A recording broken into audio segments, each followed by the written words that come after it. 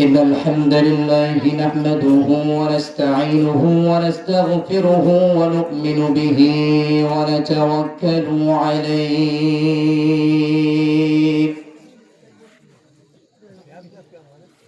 ونعوذ بالله من شرور أنفسنا ومن سيئات أعمالنا من يهده الله فلا مضل له ومن يضلل فلا تجد له وليا مرشدا ونشهد أن لا إله إلا الله وحده لا شريك له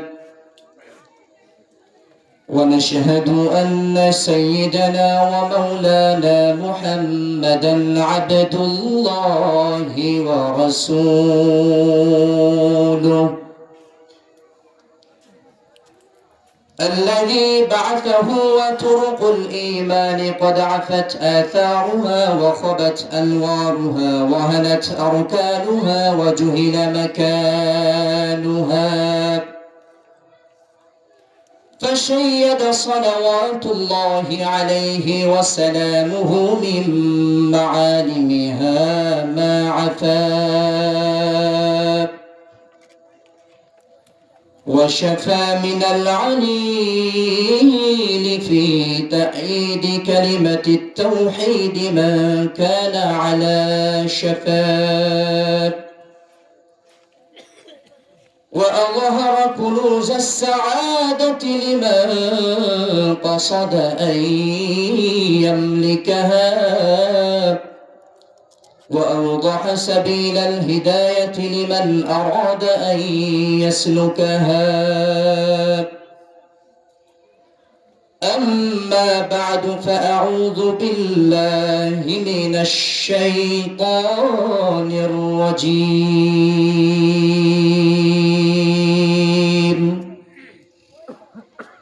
بسم الله الرحمن الرحيم يا أيها الذين آمنوا اتقوا الله وابتغوا إليه الوسيلة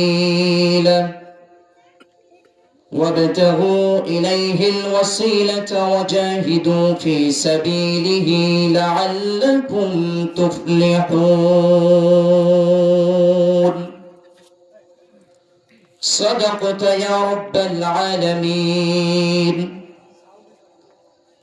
عن أبي هريرة رضي الله تعالى عنه أنه قال سئل رسول الله صلى الله عليه وسلم عن أكثر ما يدخل الناس الجنة قال تقوى الله وحسن الخلق وعن أكثر ما يدخل الناس النار قال الفم والفرج رواه الترمذي أو كما قال النبي عليه الصلاة والسلام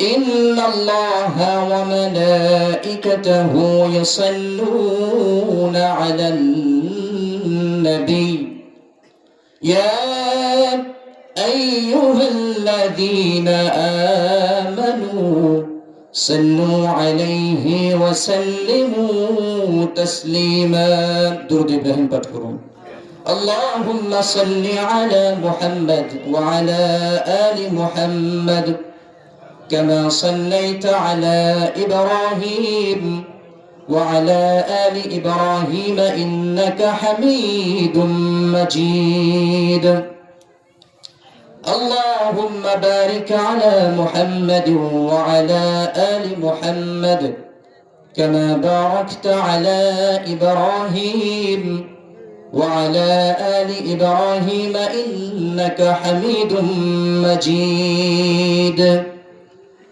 مدينة مدينة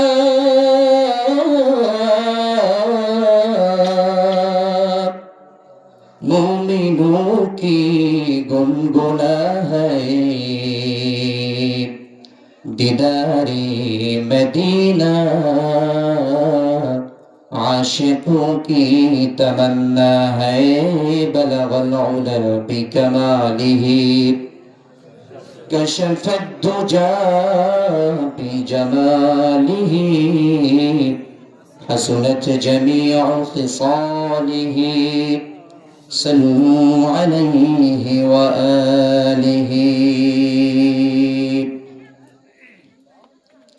বাংলাদেশের ঐতিহ্যবাহী সাতক্ষীরা জেলা তারা থানা উত্তর 18 তালিমুল কুরআন নুরানি মাদ্রাসা ও এলাকাবাসীর উদ্যোগে আয়োজিত আজকে এই অষ্টম তাফসীরুল কুরআন মাহফিলের সম্মানিত সভাপতি জনাব মোহাম্মদ রুস্তম আলী খান, সাবেক সেনা কর্মকর্তা ও সভাপতি উত্তর 18 বাইতুস সালাম জামে মসজিদ।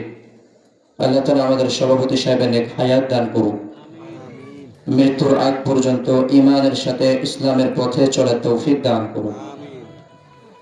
আজকের মাহফিল পরিচালনায় যিনি ছিলেন হযরত মাওলানা আশরাফুদ্দিন খান সাহেব, আল্লাহ তাআলা হুজুরের নেক হায়াত দান করুন, ইলমে আমলে বারাকা দান করুন। আজকের মাহফিলে আমার পূর্বে দীর্ঘক্ষণ যিনি আলোচনা করেছেন আপনাদের প্রিয় মানুষ, ঠিক কিনা? অত্র মাদ্রাসা এবং মসজিদের সম্মানিত ইমাম ও খতিব, উত্তর 18 তালিমুল কুরআন নুরানি মাদ্রাসার সম্মানিত মুহতামিম সাহেব জনাব হযরত মাওলানা মুফতি মাসুদুর রহমান, আতালাল্লাহু উমরা ওয়া বারাকাল্লাহু ফি হায়াতি ওয়া ইলমি ওয়া আমালি। সকলে বলুন আমিন। আজকের মাহফিলে আমার সামনে উপবিষ্ট অত্র এলাকা, পার্শ্ববর্তী এলাকা এবং সাতক্ষীরার বিভিন্ন অঞ্চল থেকে আগত কুরআন প্রেমী, দিন প্রেমী, তাওহীদের জনতা এবং আল্লাহর দ্বীনকে আল্লাহর জমিনে সুপ্রতিষ্ঠিত করবার জন্য যুগে যুগে যারা সব থেকে বেশি অগ্রণী ভূমিকা পালন করেছেন আমার প্রাণপ্রিয় যুবক ও তরুণ ভাইয়েরা, পর্দার অন্তরালে অবস্থানরত শ্রদ্ধেয়া আমার সম্মানিতা মা ও বোনেরা,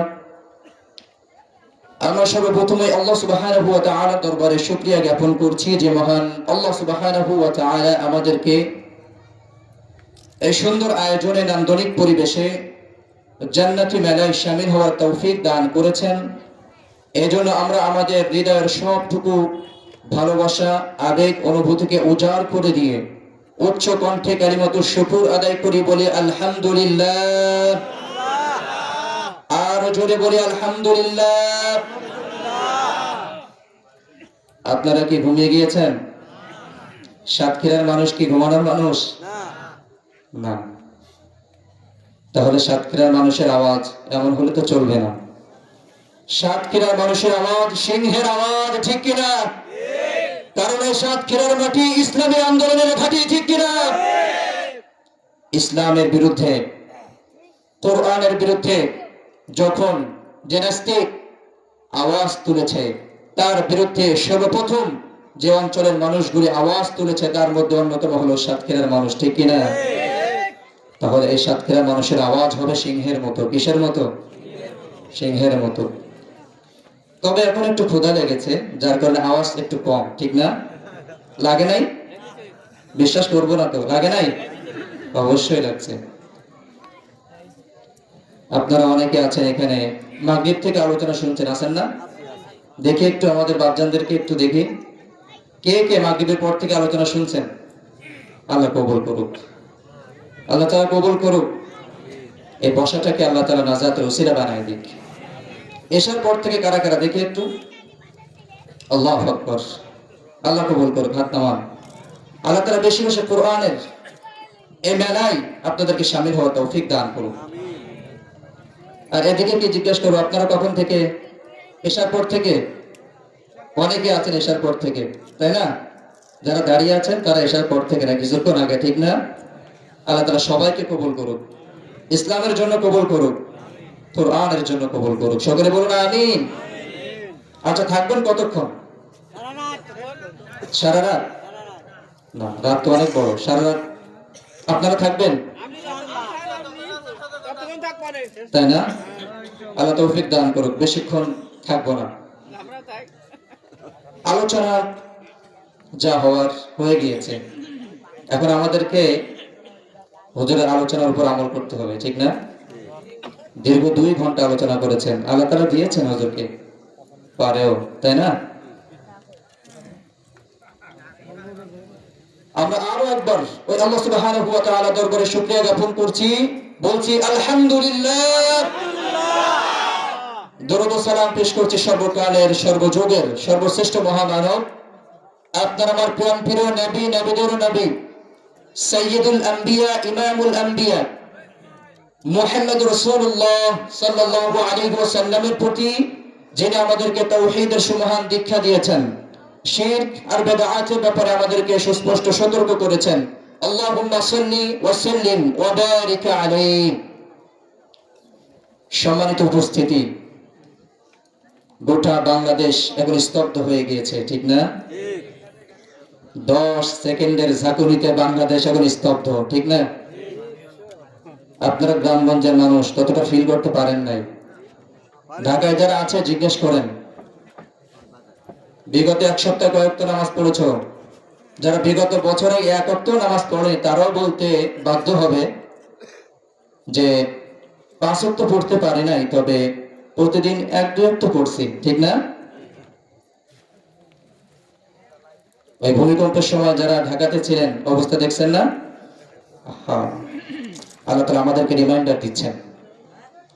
মানুষগুলো দুনিয়ার পিছনে ছুটছিল, আল্লাহর কোরআনের বিরুদ্ধে গিয়ে মানুষের বানানো মতবাদকে সুপ্রতিষ্ঠিত করবার পিছনে তারা ছুটছিল। মানুষের বানানো মতবাদকে তারা প্রতিষ্ঠিত করতে চায় বাংলাদেশে, দল দাড়ি, নিজের স্বার্থ হাসিলের জন্য, নিজের দলকে ক্ষমতায় বসানোর জন্য তারা ছুটছিল। আল্লাহ সুবহানাহু ওয়া তাআলা 10 সেকেন্ডের ভূমিকম্প দিয়ে স্তব্ধ করে দিয়েছেন, ঠিক কিনা? আল্লাহ জানান দিচ্ছেন যে আমি রব কিন্তু আছি, ঠিক না? আমি রব কিন্তু সব কিছুই দেখছি। বান্দা কোন দিকে দৌড়াও? আমি দেখছি না তাই? আল্লাহর কোনো শক্তি নাই তাই? 10 সেকেন্ড, মাত্র 10 সেকেন্ড। যদি 10 মিনিট হইতো, যদি 10 মিনিট হইতো, বাংলাদেশ থাকতো? কি মনে হয় আপনাদের থাকতো? থাকতো না। আপনারা যারা দেখেছেন, আমরা তো ভূমিকম্পের পরবর্তী আমাদের ফুটেজ গুলো দেখেছি, সিসিটিভির ফুটেজ গুলো আমরা চেক করলাম। যে যে অবস্থায় আছে, যারা দাঁড়িয়ে ছিল, কেমন যেন পড়ে যাচ্ছে কাঠ হয়ে, ঠিক না? খাবারের প্লেট গুলো পড়ে গেছে নিচে টেবিলের উপর থেকে। পরবর্তীতে এগুলো আমরা চেক করে দেখলাম যে কি অবস্থা। আল্লাহ আল্লাহ, মানুষগুলো সঙ্গে সঙ্গে আল্লাহর নামে তাসবিহ জপছিল, আযান দেওয়া শুরু করে দিয়েছিল। যারা লিফট ছাড়া চলতে পারে না, তারা মুহূর্তের ভেতরে সিঁড়ি দিয়ে নিচে নেমে গিয়েছিল, আমরা দেখেছি ঢাকাতে। আল্লাহ, আমাদের মাদ্রাসার 6 তলার উপরে অবস্থা দেখলাম, ছাত্র গোসল করছিল শুক্রবার জমার দিন। আহা, পড়ে যাচ্ছে ছাত্র এইভাবে। 10 সেকেন্ডের ভূমিকম্প। কয় সেকেন্ড? 10 সেকেন্ড। 10 সেকেন্ড, এই 5 সেকেন্ড হয়ে গেল। আল্লাহর শক্তি নাই? আল্লাহর শক্তি নাই? এই জমিন কার? আরো জোরে বলুন, এই জমিন কার? আমাদেরকে রিজিক দিচ্ছেন কে? এই জমিনে কি আমরা ভাড়া দিয়ে থাকি? ফ্রি থাকি, ফ্রি, ঠিক না? ফ্রি ভাড়াটিয়া আমরা, ভাড়া দেওয়ার ক্ষমতা নাই, এজন্য আল্লাহ তাআলা ফ্রি করে দিয়েছেন, ঠিক না? অক্সিজেন নিচ্ছি, টাকা দিচ্ছি আল্লাহর, দিয়ে আমরা আল্লাহর। আমাদেরকে হাত দিয়েছেন কে? পা দিয়েছেন কে? জবান দিয়েছেন কে? চক্ষু দিয়েছেন কে? আল্লাহর দেওয়া জমিনে থেকে আল্লাহর দেওয়া রিজিক ভক্ষণ করে, আল্লাহর দেওয়া শক্তি দিয়ে চলে, আল্লাহর দেওয়া চোখ দিয়ে দেখে মানুষের মতবাদের পেছনে ছোটা যাবে? আমাদের নিয়ত একটাই থাকবে, উদ্দেশ্য একটাই থাকবে, আল্লাহর জমিনে আল্লাহর কোরআনের আইন বাস্তবায়ন করব, ঠিক কিনা? আল্লাহর জমিনে আল্লাহর কোরআনের আইন বাস্তবায়ন করব, ঠিক কিনা? আল্লাহ তাআলা কিন্তু একটু আগে থেকেই, নির্বাচন কয়দিন বাকি আছে আর? কতদিন? 2 মাস। জানান দিচ্ছেন আমি রব কিন্তু আছি। সুযোগ এসেছে, এতদিন স্বৈরাচার শাসকদের হাতে দেশ ছিল, সুযোগ এসেছে, সুযোগ হাতছাড়া করো না। দেখো আমার কোরআনের আইন বাস্তবায়ন করতে পারো কিনা, ঠিক কিনা? হ্যাঁ, আল্লাহ তাআলা কিন্তু আমাদেরকে ছাড় দিচ্ছেন, তবে ছেড়ে দিবেন না, ছেড়ে দিবেন না। আল্লাহ ছাড় দিচ্ছেন, ছেড়ে দিবেন না। 1 সেকেন্ড লাগবে না, 1 সেকেন্ড। এজন্য এখানে যারা উপস্থিত আছেন, আমি ব্যাখ্যা বিশ্লেষণ সহকারে বলবো না, আলোচনায় চলে যাব। আপনারা এসেছেন কষ্ট করে, কি উদ্দেশ্যে এসেছেন বলেন তো? বলুন কিসের জন্য? রাজনীতির আলোচনা শোনার জন্য? রাজনীতির আলোচনা শোনার জন্য? তবে মনে রাখতে হবে, রাজনীতির আলোচনা ইসলামের ভিতরে আছে না নাই? অবশ্যই আছে। আছে না নাই?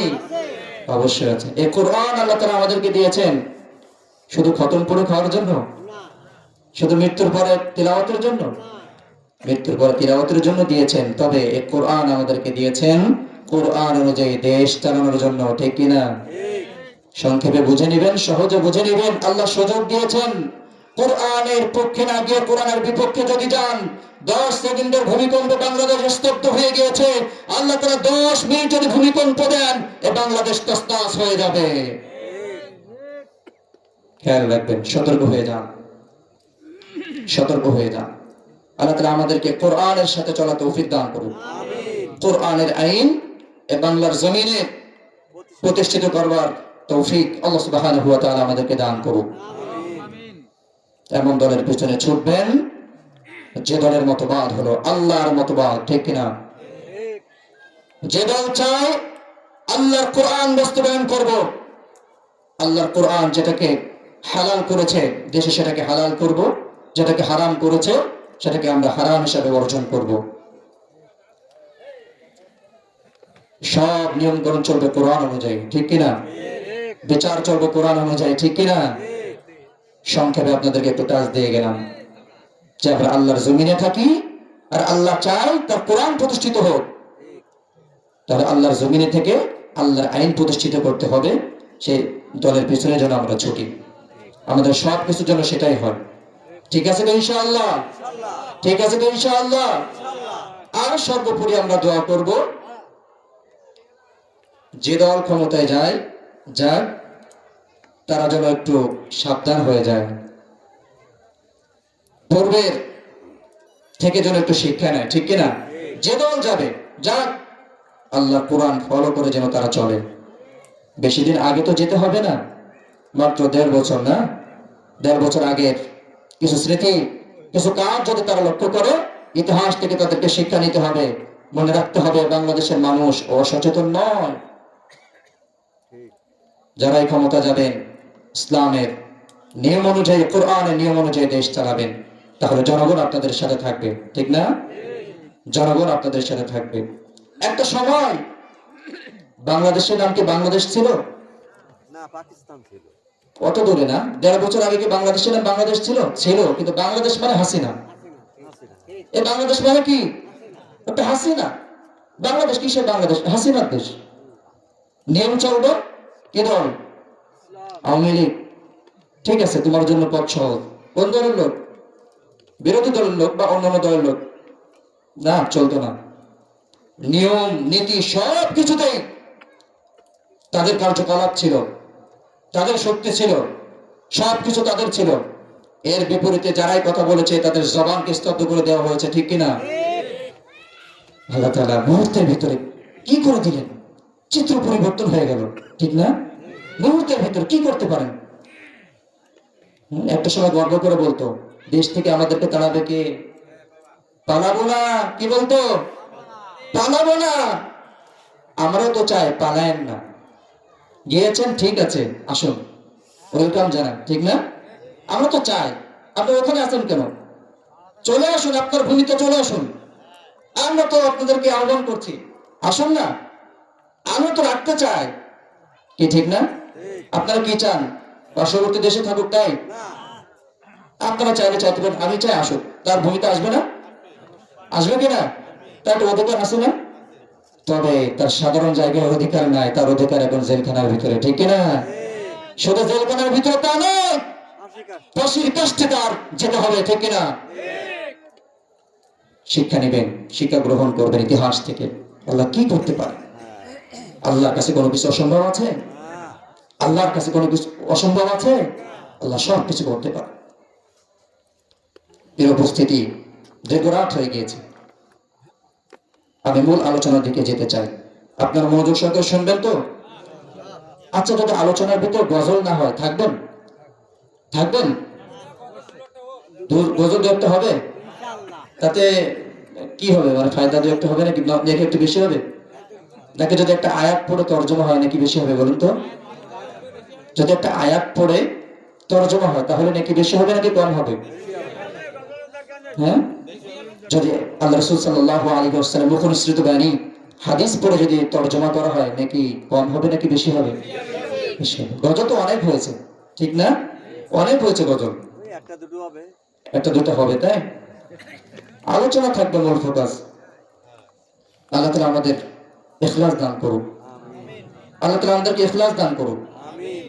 কোরআনের সহিহ কথাগুলো আপনাদের সামনে উপস্থাপন করে তৌফিক দান করুন। আমিন। মুহতারাম হাজিরিন, আজকে আপনাদের সামনে সংক্ষিপ্ত সময়, দীর্ঘ রাত যেহেতু হয়ে গিয়েছে, যে বিষয়টি নিয়ে আমি আলোচনা করতে চাই সেই বিষয়টির গুরুত্ব এত বেশি যে ওই বিষয়টা যদি আমাদের ভিতরে থাকে তাহলে আমাদের মর্যাদা পৃথিবীর আল্লাহ তাআলা সৃষ্টিকুলের সবার থেকে আমাদের মর্যাদা উপরে থাকবে। সুবহানাল্লাহ বলবেন না?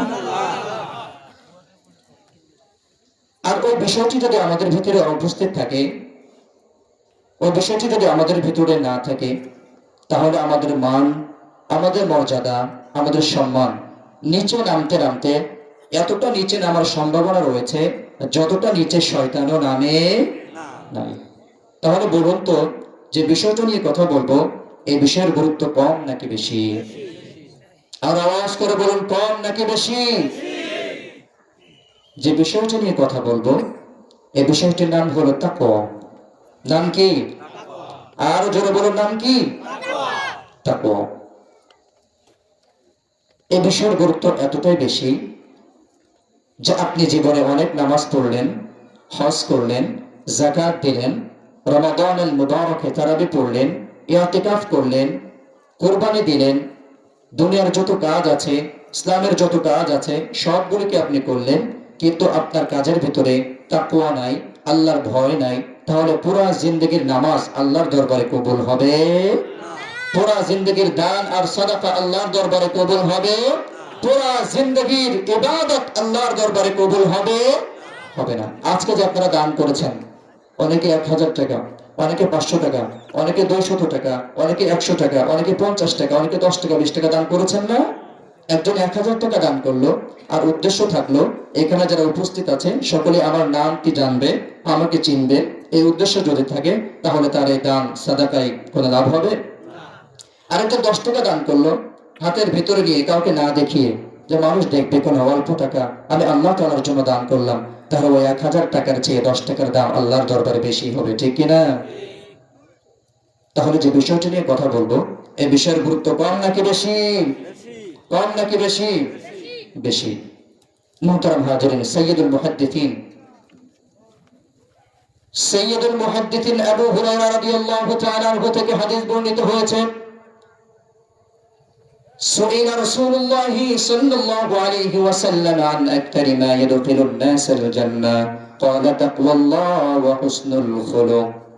সাইয়্যিদুল মুহাদ্দিসিন আবু হুরায়রা রাদিয়াল্লাহু তাআলা আনহু হাদিস বর্ণনা করেছেন, একজন সাহাবী বিশ্বনবীর দরবারে এসে বলল, ইয়া রাসূলুল্লাহ, ইয়া হাবিবাল্লাহ, আন আকতারি মা ইয়াদখিলুন নাস আল জান্নাহ, কোন আমল মানুষকে বেশি জান্নাতে নিয়ে যাবে? বিশ্বনবী বললেন, তাকওয়াল্লাহ ওয়া হুসনুল খুলুক, আল্লাহর ভয় আর উত্তম চরিত্র। এই দুইটা জিনিস যার ভিতরে থাকবে তারাই আল্লাহর জান্নাতে বেশি প্রবেশ করবে। তাহলে তাকওয়ার দাম আছে না নাই? এই তাকওয়ার অর্থ হলো ফিরে আসা, ভয় করা। কাকে ভয় করা? আল্লাহ। আল্লাহকে ভয় করা। বিশ্বনবীকে জিজ্ঞাসা করা হলো, ইয়া রাসূলুল্লাহ, ইয়া হাবিবাল্লাহ, কোন আমল মানুষকে বেশি জান্নাতে নিয়ে যাবে? বিশ্বনবী বললেন, যাদের ভিতরে দুইটা গুণ থাকবে তারাই আল্লাহর জান্নাতে বেশি প্রবেশ করবে। তাহলে একটি আরেকটির সাথে সম্পর্কিত, ঠিক কিনা? ঠিক। তাকওয়া আর হুসনুল খুলুক, উত্তম চরিত্র, এটি আরেকটির সাথে সম্পর্কিত। এই তাকওয়া আমাদের ভিতরে আছে তো? তাকওয়া আছে? আছে আছে তাকওয়া আছে? আছে। এবার ওই সাহাবী জিজ্ঞেস করলেন, ইয়া রাসূলুল্লাহ ইয়া হাবিবাল্লাহ, عن أكثر ما يدخل الناس النار قال الفم والفرج الفم والفرج। বিশ্বনবীকে জিজ্ঞাসা করা হলো, ইয়া রাসূলুল্লাহ ইয়া হাবিবাল্লাহ, এবার বলুন কোন আমল মানুষকে বেশি জাহান্নামে নিয়ে যাবে? বিশ্বনবী বললেন, দুইটা অঙ্গের অপব্যবহার মানুষকে জাহান্নামে বেশি নিয়ে যাবে। কয়টা অঙ্গের? দুইটা। বিশ্বনবী এক নম্বরে বললেন আলফাম, জবানের অপব্যবহার মানুষকে জাহান্নামে নিয়ে যাবে। দুই নম্বরে বিশ্বনবী বললেন ওয়াল ফারজ, লজ্জাস্থানের অপব্যবহার মানুষকে জাহান্নামে নিয়ে যাবে। তাহলে দুইটা গুণ যদি কারো ভিতরে থাকে তারাই আল্লাহর জান্নাতে বেশি প্রবেশ করবে। আবার দুইটা অঙ্গের অপব্যবহার যদি কেউ করে, অনিয়ন্ত্রণ ভাবে যদি কেউ ব্যবহার করে, তাহলে তারাই আবার আল্লাহর জাহান্নামে বেশি প্রবেশ করবে। পৃথিবীতে যত গুনাহ সংঘটিত হয় এই দুইটা অস্ত্রের মাধ্যমে হয়, জানেন আপনারা? এক নম্বর কি জবান। এই জবানের দ্বারা মানুষ গীবত করে, শিকায়ত করে, মিথ্যা কথা বলে, মুনাফিকি করে। এই জবান দিয়ে আলেম আর ওলামাদের বিরুদ্ধে তার বিষোদ্গার করে, ঠিক কিনা? কোরআনের বিরুদ্ধে বিষোদ্গার করে। এই জবান দিয়ে মিথ্যা সাক্ষ্য দিয়ে ওলামায়ে কেরামকে জেলের ভিতরে ঢুকায় দেয়। ঠিক। তাহলে এই জবান দিয়ে পৃথিবীতে যত পাপ কাজ সংঘটিত হয় দুইটা অঙ্গের মাধ্যমেই বেশি হয়। এক নম্বর হলো জবানের মাধ্যমে, আর দ্বিতীয় নম্বর কি? লজ্জাস্থান, ওয়াল ফারজ, লজ্জাস্থান। এই দুইটার অপব্যবহার যদি কেউ করে তাহলে তারা জাহান্নামে বেশি প্রবেশ করবে। এবার বিশ্বনবী বললেন, এই দুইটা অঙ্গের মাধ্যমে যেমনি ভাবে মানুষ জাহান্নামে প্রবেশ করবে, আবার যদি কেউ আমার জন্য এই দুইটা অঙ্গ হেফাজত করে, আমি রাসূল তাকে জান্নাতে নিয়ে যাওয়ার জিম্মাদারি গ্রহণ করব। সুবহানাল্লাহ। হাদিস শরীফের ভিতরে বিশ্বনবী বললেন, মাইয়াযুমাল্লি মা বাইনা লাহইহি ওয়া মা বাইনা রিজলাইহি আযমাল্লাহুল জান্নাহ। যে ব্যক্তি আমার জন্য তার দুই চোয়ালের মধ্যবর্তী স্থান অর্থাৎ জবানকে হেফাজত করবে, আর দুই রানের মধ্যবর্তী স্থান লজ্জাস্থানকে হেফাজত করবে, আমি নবী তাকে জান্নাতে নিয়ে যাওয়ার জিম্মাদারি গ্রহণ করলাম। সুবহানাল্লাহ। সুবহানাল্লাহ, সুবহানাল্লাহ বিহামদি। তাহলে দুইটা অঙ্গের মাধ্যমে যেমনি ভাবে গুনাহ সংঘটিত হয়, আবার এই দুইটা অঙ্গ যদি কেউ যথাযথভাবে ব্যবহার করতে পারে, সঠিক জায়গায় ব্যবহার করতে পারে, তাহলে বিশ্বনবী বললেন তাকে জান্নাতে নিয়ে যাওয়ার দায়িত্ব আমার নবীর। সুবহানাল্লাহ। সুবহানাল্লাহ। তাহলে এই তাকওয়ার গুরুত্ব আছে না নাই? আছে। এই তাকওয়ার গুরুত্ব আছে না নাই? কুরআনুল কারীমের রব্বে কাবা বিভিন্ন জায়গায় তাকওয়ার কথা বলেছেন, তাকওয়া অবলম্বনের কথা বলেছেন। রব্বুল আলামিন কুরআনুল কারীমে সূরাতুল মাঈদার ভিতরে বলছেন, ইয়া আইয়ুহাল্লাযীনা আমানু তাকুল্লাহা ওয়াবতাগু ইলাইহিল ওয়াসিলাতা ওয়াজাহিদু ফি সাবিলিহি লাআল্লাকুম তুফলিহুন। আল্লাহু আকবার। আল্লাহু আকবার।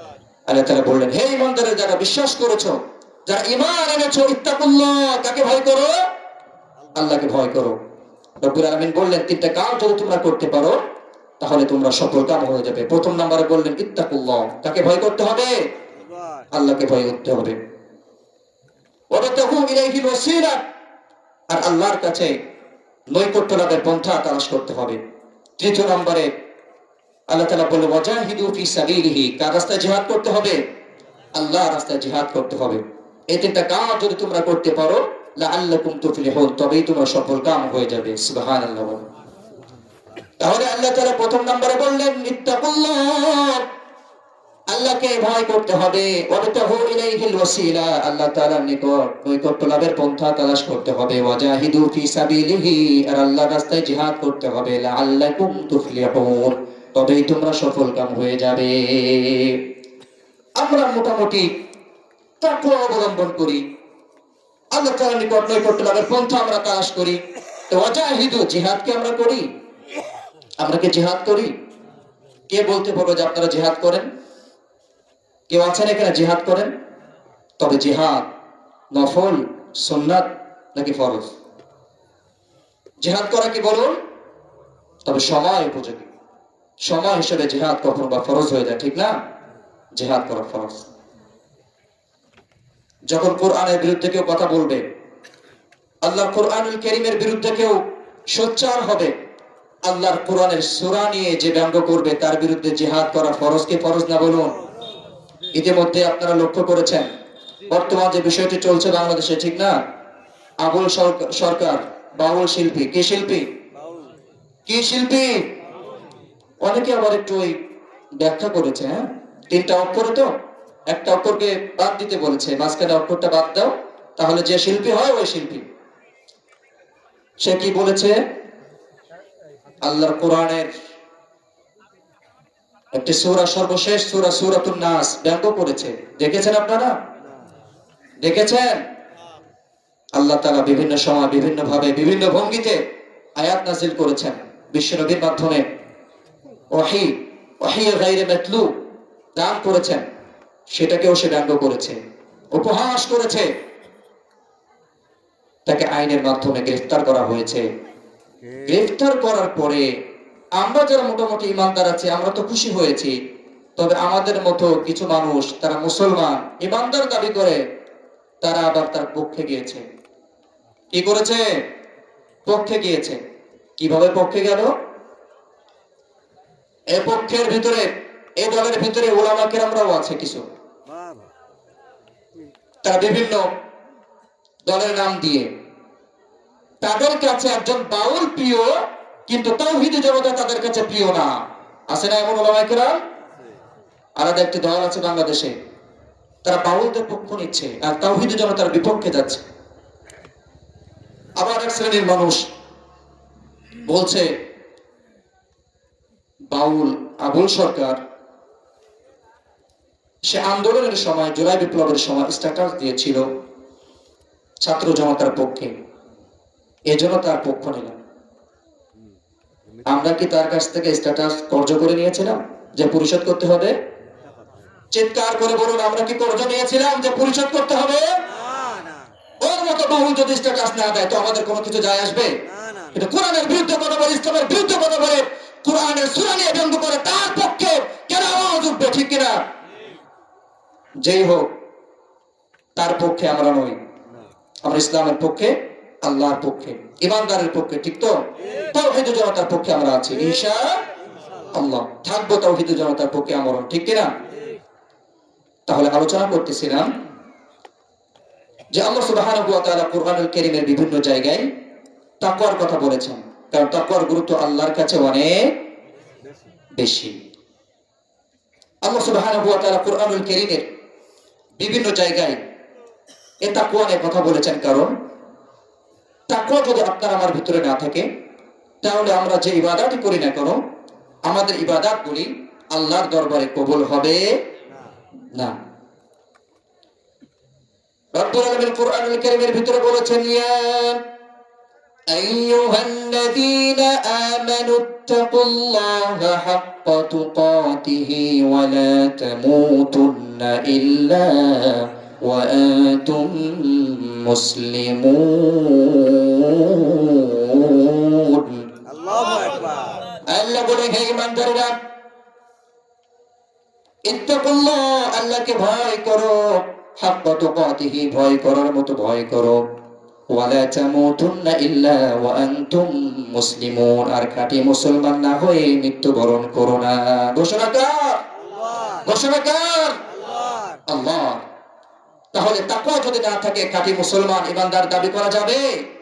তাহলে খাঁটি মুসলমান যদি নিজেদেরকে দাবি করি, তাহলে আমাদের ভিতরে কি থাকতে হবে? তাকওয়া থাকতে হবে। কোরআনুল কারীমে 9 নম্বর সূরা, সূরাতুত তাওবার ভিতরে রব্বুল আলামিন বললেন, ইয়া আইয়ুহাল্লাযীনা আমানুত্তাকুল্লাহা ওয়া কুনু মা'আস সাদিকিন। হে ঈমানদারেরা, ইত্তাকুল্লাহ, আল্লাহকে ভয় করো, ওয়া কুনু মা'আস সাদিকিন, আর সত্যবাদীদের সঙ্গী হয়ে যাও। তাদের সঙ্গী হতে হবে। তারা মিথ্যা যারা বলে তাদের সঙ্গী হওয়া যাবে? যে দলের লোক মিথ্যা বলে, মিথ্যার উপর প্রতিষ্ঠিত যাদের দল, তাদের দলে যাওয়া যাবে? না আচ্ছা বলুন তো দেখি, আল্লাহর কোরআনে কোনো মিথ্যা আছে? না আল্লাহর কোরআনে কোনো মিথ্যা আছে? সন্দেহ আছে? তাহলে কোরআনের আইন যারা বাস্তবায়ন করতে চায়, আল্লাহর কোরআন দিয়ে যারা আইন বাস্তবায়ন করতে চায়, ওই আইনের ভিতরে কোনো মিথ্যা থাকবে? তাহলে আমাদেরকে কোন আইনের পিছনে ছুটতে হবে? আল্লাহর কোরআনের আইনের পিছনে আমাদেরকে ছুটতে হবে। এই তাকওয়াবান ব্যক্তিরা আল্লাহর জমিনে কতটা প্রিয়, কতটা মর্যাদাশীল, মানুষের কাছে তাদের মর্যাদা কত বেশি, আল্লাহর কাছে তাদের মর্যাদা কত বেশি। হাদিস শরীফের ভিতরে এসেছে, এই জমিন থেকে যখন তাকওয়াবান ব্যক্তির বিদায় হয়ে যায়, ওই তাকওয়াবান ব্যক্তির বিদায়ে আল্লাহর আসমান আর জমিন 40 দিন পর্যন্ত ক্রন্দন করতে থাকে। এর বিপরীতে আল্লাহর এই জমিন থেকে অসংখ্য অগণিত কাফের আর মুশরিক বিদায় হয়ে যায়, তবে তাদের বিদায়ে পৃথিবীর কোনো মানুষ ক্রন্দন করে না, ঠিক কিনা? ফিরাউন বিদায় হয়ে গিয়েছে, ফিরাউনের বিদায় কি আপনারা কাঁদেন? না না আপনাদের মসজিদের ইমাম সাহেবকে দোয়া করে, নমরুদের জন্য দোয়া করে, ফ্যাসিস্টের জন্য দোয়া করে? আপনারা কি 2024-এর জুলাইয়ের পর থেকে দোয়া করেছেন যে আল্লাহ তাকে আবার দেশে ফিরিয়ে দাও? না দোয়া করেছেন? তাহলে বোঝা গেল আল্লাহর এই জমিনে যারা প্রিয়, মানুষের কাছে তারাও প্রিয়, তাদের জন্য মূলত মানুষেরা দোয়া করে। কিন্তু যারা আল্লাহর এই জমিনে তাকওয়াবান না, ভালো মানুষ না, তাদের জন্য কোনো মানুষেরা দোয়া করে না করে না। তাহলে তাকওয়াবান ব্যক্তিদের মর্যাদা কেমন? তাকওয়াবান ব্যক্তিরা যখন আল্লাহর জমিন থেকে বিদায় হয়ে যায়, তাদের বিদায়ে আল্লাহর আসমান আর জমিন 40 দিন পর্যন্ত ক্রন্দন করতে থাকে। এর বিপরীতে কাফেরদের যখন বিদায় হয়ে যায়, তাদের বিদায় কেউ কাঁদে না। রব্বুল আলামিন বললেন, ফামা বাকাত আলাইহিমুস সামাউ ওয়াল আরদু ওয়া মা কানু মুনযারিন। ক্রন্দন কিংবা আফসোস তাদের জন্য পৃথিবীর কোনো মানুষ করে না। এবার আসুন, এর তাকওয়া আমরা কেন অবলম্বন করব? এর তাকওয়া আমরা কেন অবলম্বন করব? কারণ হলো, তাকওয়া ছাড়া আমরা যে ইবাদতই করি না কেন, আমাদের ইবাদত আল্লাহর দরবারে কবুল হবে না। আল্লাহ সুবহানাহু ওয়া তাআলা কুরআনুল কারীমে জানিয়ে দিয়েছেন, ক্বাদ আফলাহাল মুমিনুনা আল্লাযীনা হুম ফী সালাতিহিম খাশিউন ওয়াল্লাযীনা হুম আনিল লাগবি মুরিদুন। আল্লাহ বললেন, সফলকাম তারা যারা নামাজের ভিতরে বিনয় অবলম্বন করেছে। সুবহানাল্লাহ। তাহলে তাকওয়া ছাড়া আপনি হাজার ওয়াক্ত নামাজ পড়তে পারেন, হাজার রাকাত নামাজ পড়তে পারেন, কিন্তু ওই নামাজের ভিতরে যদি তাকওয়া না থাকে, তাহলে ওই নামাজ আল্লাহর দরবারে পৌঁছাবে না। বিশ্বনবী বলে একজন সাহাবী নামাজ পড়তেছিল, আর নামাজের ভিতরে তার দাড়ি নিয়ে খেলা করছিল। বিশ্বনবী বললেন, তার নামাজ আল্লাহর দরবারে কবুল হচ্ছে না, কারণ নামাজের ভিতরে আল্লাহর ভয় নাই, তার অন্তরে তাকওয়া নাই। তার অন্তরে যদি তাকওয়া থাকতো, তাহলে সে নামাজের ভিতরে দাড়ি নিয়ে খেলা করতো না। তাহলে আমরা বুঝলাম, নামাজ আমরা যখন পড়বো, তাকওয়া নিয়ে আমাদেরকে নামাজ পড়তে হবে। তাকওয়া ছাড়া, আল্লাহর ভয় ছাড়া যদি আমরা মানুষ দেখানোর উদ্দেশ্যে নামাজ পড়ি, ওই নামাজ আল্লাহর দরবারে কবুল হবে না। এবার আসুন, আমরা রোজা রাখি কি রাখি না বলুন? আমরা কি রোজা রাখি? এখানে কে কে রোজা রাখেন? একটু হাত তুলে আল্লাহকে দেখান তো। আল্লাহ, তুমি কবুল করে নাও, মৃত্যুর আগ পর্যন্ত আমাদেরকে রোজা থেকে তৌফিক দান করে দাও আল্লাহ। রমাদান আর মুবারকের ফরজ রোজা অনেকে রাখে না, আছে না এমন লোক? আপনাদের 18 এলাকায় হয়তো নাই, না? আছে 1-2 জন, না? সমাজে 100 মানুষ থাকলে কি 1-2 জন রাখে না? তাই অর্ধেকের বেশি মানুষ রোজা রাখে না। কোনো কাজ নাই, কোনো সমস্যা নাই, শারীরিক সব কিছু সুস্থ আছে, ফিটনেস নষ্ট হয়ে যাবে। কি নষ্ট হবে? ফিটনেস। আল্লাহ যদি চায় না খাওয়ায়, আল্লাহ তাআলা ফিটনেস ধরে রাখতে পারেন, ঠিক কিনা? খাওয়া লাগবে। তাহলে রমাদানুল মুবারকে আমরা রোজা রাখি। এই রোজার হুকুমই এসেছে তাকওয়া অবলম্বনের জন্য। কুরআনুল কারীমের 2 নম্বর সূরা সূরাতুল বাকারা 183 নম্বর আয়াতে রব্বুল আলামিন বললেন, ইয়া আইয়ুহাল্লাযীনা আমানু কুতিবা আলাইকুমুস সিয়াম কামা কুতিবা আলাল্লাযীনা মিন ক্বাবলিকুম লাআল্লাকুম তাত্তাকুন। আল্লাহ বলে, ইয়া আইয়ুহাল্লাযীনা আমানু, হে ঈমানদাররা, কুতিবা আলাইকুমুস সিয়াম, রমাদানের রোজা তোমাদের উপর ফরজ করা হয়েছে। কামা কুতিবা আলাল্লাযীনা মিন ক্বাবলিকুম, যেমনি ভাবে তোমাদের পূর্ববর্তীদের উপর ফরজ করা হয়েছিল, লাআল্লাকুম তাত্তাকুন, যাতে করে তোমরা তাকওয়া অবলম্বন করতে পারো, তাকওয়ার পথে থাকতে পারো, তাকওয়ার সবক অবলম্বন করতে পারো। সুবহানাল্লাহি ওয়া বিহামদিহি। তাহলে রমাদানের মুবারকের রোজাও কবুল হবে না যদি রোজার ভিতরে তাকওয়া না থাকে। এবার আসুন, আপনারা কুরবানি দেন না? কুরবানি তো আমরা দেই। এই কুরবানির ভিতরে যদি আল্লাহর ভয় না থাকে, তাকওয়া না থাকে, তাহলে ওই কুরবানি আল্লাহর দরবারে কবুল হবে না। আল্লাহ তাআলা কুরআনুল কারীমের 22 নম্বর সূরা সূরাতুল হজের ভিতরে বলেছেন, লা ইয়ানালাল্লাহু লুহুমুহা ওয়ালা দিমাউহা ওয়ালাকিন ইয়ানালুহুত তাকওয়া মিনকুম। আল্লাহর দরবারে কুরবানির পশুর রক্ত, মাংস কোনো কিছুই পৌঁছায় শুধুমাত্র বান্দার ইখলাস, অন্তরের নিয়াত, এই নিয়াতে সে কুরবানি করেছে, এটাই আল্লাহর দরবারে পৌঁছায়। সুবহানাল্লাহ। সুবহানাল্লাহ। তাহলে যদি আমরা কুরবানি করি লোক দেখানোর উদ্দেশ্যে যে আমি তো ধনী ব্যক্তি সমাজের একজন, আমি যদি কুরবানি না করি মানুষ কি বলবে, এই কুরবানি কি আল্লাহর দরবারে কবুল হবে? এই কুরবানি কি আল্লাহর দরবারে কবুল হবে? আবার অনেকে আছে, অনেক আত্মীয় স্বজন আসবে, তাদেরকে কি খেতে দিব, একটা কুরবানি দিই, তাহলে আত্মীয় স্বজন বিদায় হয়ে গেল, মানুষও দেখলো যে আমি কুরবানি দিলাম, এই উদ্দেশ্যে নিয়াতে যদি কেউ কুরবানি করে, তাহলে তার কুরবানি আল্লাহ দরবারে কবুল হবে? হবে না। তাহলে আমরা সামগ্রিক আলোচনা থেকে বুঝলাম, সব কিছুর ভিতরে আমাদেরকে কি থাকতে হবে? তাকওয়া থাকতে হবে। প্রত্যেকটা আমলের ভিতরে তাকওয়া থাকতে হবে। তাকওয়া যদি আমাদের ভিতরে না থাকে, আমাদের আমলের ভিতরে যদি অনুপস্থিত থাকে, তাহলে ওই আমল আল্লাহর দরবারে কবুল হবে হবে না। এবার আসলে আমি যদি প্রশ্ন করি, আপনাদের এই 18 গ্রামের ভিতরে সব থেকে সম্মানিত ব্যক্তিকে, তাহলে আপনারা কি জবাব দিবেন বলুন? যার টাকা বেশি আছে সেই সম্মানিত, ঠিক না? যার অর্থ বেশি সেই সবার কাছে প্রিয়, তাকে দেখলে মানুষ সালাম করে, না। এটাই উত্তর হবে। কারণ দুনিয়ার মানুষের চোখে বড়ই সে সম্মানিত ব্যক্তি, সে যার টাকা, যার ধন দৌলত, অর্থ সম্পদ বেশি আছে, ঠিক কিনা? কিন্তু আল্লাহর দরবারে কি মানুষের মান মর্যাদা নির্মিত হয় টাকার দ্বারা নাকি তাকওয়ার দ্বারা? আরো চিৎকার করে বলুন, কিসের দ্বারা? তাকওয়ার দ্বারা আল্লাহর দরবারে মানুষের মান মর্যাদা নির্মিত হয়। রব্বুল আলামিন বললেন, ইয়া আইয়ুহান নাসু ইন্না খলাকনাকুম মিন যাকারিন ওয়া উনসা ওয়া জাআলনাকুম শুউবান ওয়া ক্বাবাইলা লিতাআরাফু ইন্না আকরামাকুম ইনদাল্লাহি আতকাকুম। আল্লাহু আকবার। আল্লাহ বললেন, হে মানব জাতি, ইন্না খলাকনাকুম মিন যাকারিন ওয়া উনসা, আমি তোমাদেরকে একজন পুরুষ এবং একজন নারী থেকে সৃষ্টি করেছি। ওয়া জাআলনাকুম শুউবান ওয়া ক্বাবাইলা লিতাআরাফু, আর আমি তোমাদেরকে বিভিন্ন জাতি এবং গোত্রে বিভক্ত করে দিয়েছি, যাতে করে তোমরা একে অপরকে চিনতে পারো। আর জেনে নাও, শুনে নাও, বুঝে নাও, তোমাদের ভিতরে কেউ লম্বা থাকতে পারে, কেউ বেঁটে থাকতে পারে, কেউ ফর্সা থাকতে পারে, কেউ কালা থাকতে পারে, সেটা আমার কাছে কোনো কিছু যায় আসে না। তবে তোমাদের ভিতরে আমার কাছে মর্যাদাশীল সম্মানিত ব্যক্তি সে, তোমাদের ভিতরে যার তাকওয়ার লেভেল যত ভালো। সুবহানাল্লাহ বলবেন না? তবে আল্লাহর কাছে মান মর্যাদা নির্ণীত হয় কিসের মাধ্যমে? তাকওয়া। তাকওয়ার মাধ্যমে। যাদের ভিতরে তাকওয়া আছে তারা আল্লাহর কাছে বেশি প্রিয়। সুবহানাল্লাহি ওয়া বিহামদিহি। এই তাকওয়ার পথে চলতে পারবো তো? এই তাকওয়ার পথে চলতে পারবো তো? ইনশাআল্লাহ। হেলায় খেলায় শুধু কি সময় কাটিয়ে দিবেন? না। ঘুমিয়ে কি জীবন কাটিয়ে দিবেন? নাকি আল্লাহর ইবাদত বন্দেগী করতে হবে?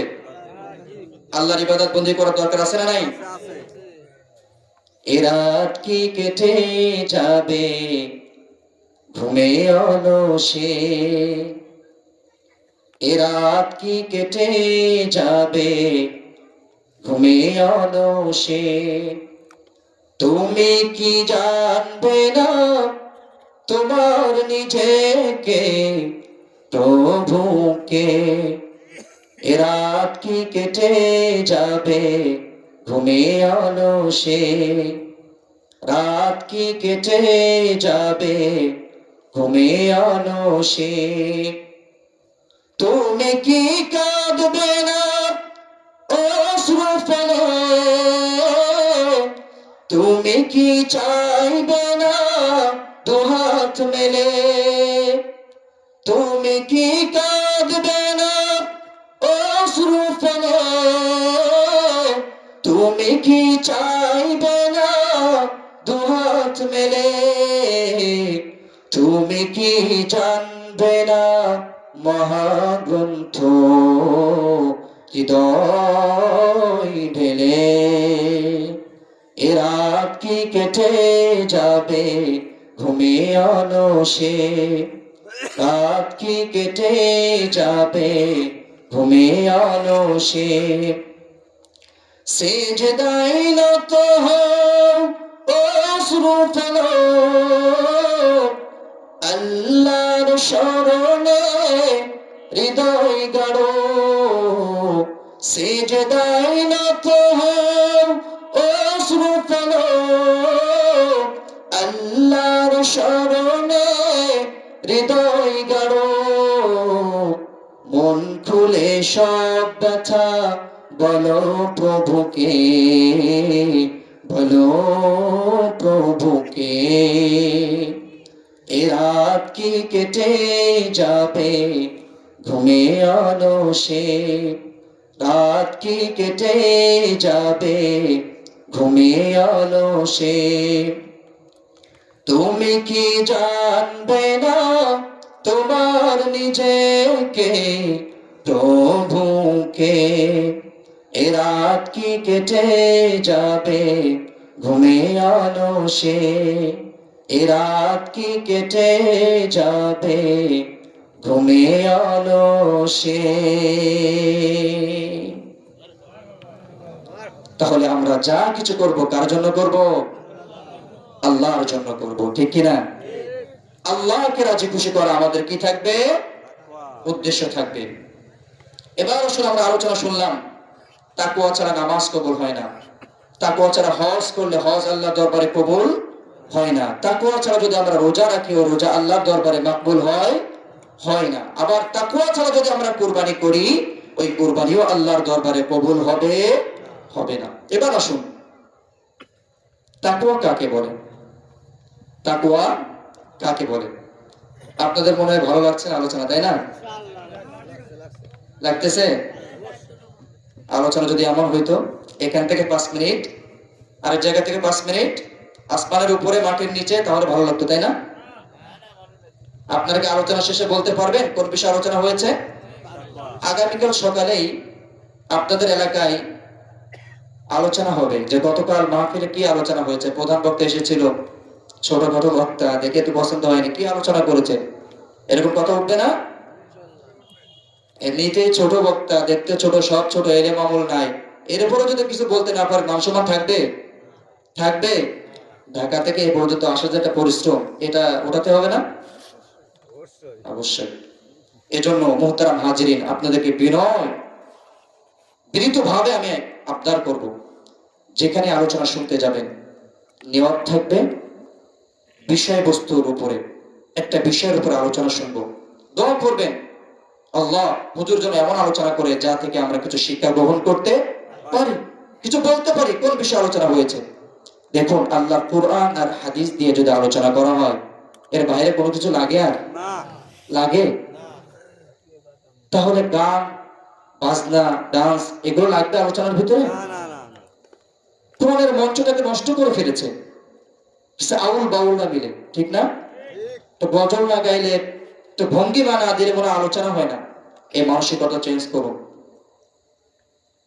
এই মানসিকতা পরিবর্তন করুন, হেদায়েতের নিয়তে কোরআনের আয়াত সহিহ হাদিস দিয়ে যে আলোচনা করবে তার আলোচনা আমরা শুনবো, ঠিক কিনা? গজল যদি শুনতে হয় তাহলে তো গজলের সাংস্কৃতিক অনুষ্ঠান হয়, সেগুলোতে গেলে তো গজল শুনতে পারে, ঠিক না? কিন্তু আমরা এসেছে কোরআন, এখানে লেখাই তো তাফসীরুল কোরআন মাহফিল, কি লেখা? আচ্ছা তাফসীরুল কোরআন মাহফিল লেখা, তাহলে আলোচনা তো কোরআন থেকে হতে হবে না? এই যে আমি আপনাদের সামনে কয়েকটা আয়াত তিলাওয়াত করলাম, সংক্ষিপ্ত তাফসীর করলাম, এটাও তো হতে পারে তাফসীরুল কোরআন মাহফিল, ঠিক না? পুরো ওয়াজের সময়টা যদি গজল দিয়ে ভরা থাকে, ভঙ্গিমা, এরপরে কথা মিলিয়ে রসকস দিয়ে বলে, আবার অনেকে বলে এগুলো না করলে কিন্তু শ্রোতা থাকে না। কি বলে? এগুলো না করলে আবার শ্রোতা থাকে না। আচ্ছা, একজনও কি এখানে থাকবে না? থাকবে না একজন? আল্লাহ তাআলা যদি চায় ওই একজনকে হিদায়াত দান করবে, আর ওই একজনের মাধ্যমে আল্লাহ তাআলা তামাম বিশ্ববাসীকে হিদায়াত দান করতে পারেন। ঠিক না? ঠিক। আগে তো বক্তার নিয়াত সহি করতে হবে। আপনাদের এই সময়টা মূল্যবান না? তো অবশ্যই আপনাদের সময় মূল্যবান না? আছে আছে। এখন তো অনেকে ঘুমিয়ে যেত, ঘুমিয়ে যেতেন না? ঘুম থেকে ঘুম না গিয়ে জাগ্রত অবস্থায় বসে আছেন কষ্ট করে গজল শোনার জন্য। গজল সব জায়গায় শুনতে পারবেন আপনি, কিন্তু কোরআনের আলোচনা, সহিহ হাদিসের আলোচনা সব জায়গায় শুনতে পারবেন পারবে না। এখন থেকে, এই মুহূর্ত থেকে নিয়াত করুন যে আল্লাহ, কোরআনের আলোচনা শুনবো, কিছু শিখবো, কিছু বুঝবো। আমাদের উদ্দেশ্য আর এটা হবে না যে বক্তা গজল গায় কিনা, রসকস আসে কিনা, এই নিয়তে আমরা আর মাহফিল ময়দানগুলোতে আসবো না। আমরা আসবো কোরআনের সহিহ কথা শোনার জন্য। ঠিক নাকি? ঠিক। তাহলে আমরা এতক্ষণ আলোচনা শুনলাম যে তাকওয়া যদি আমাদের ভিতরে না থাকে তাহলে আমাদের কোন আমল আল্লাহর দরবারে মাকবুল হবে না। এবার আসুন, এই তাকওয়া কাকে বলে জানার দরকার আছে না নাই? এই তাকওয়া কাকে বলে জানার দরকার আছে না নাই? অবশ্যই আমাদেরকে আছে। এই তাকওয়া কাকে বলে?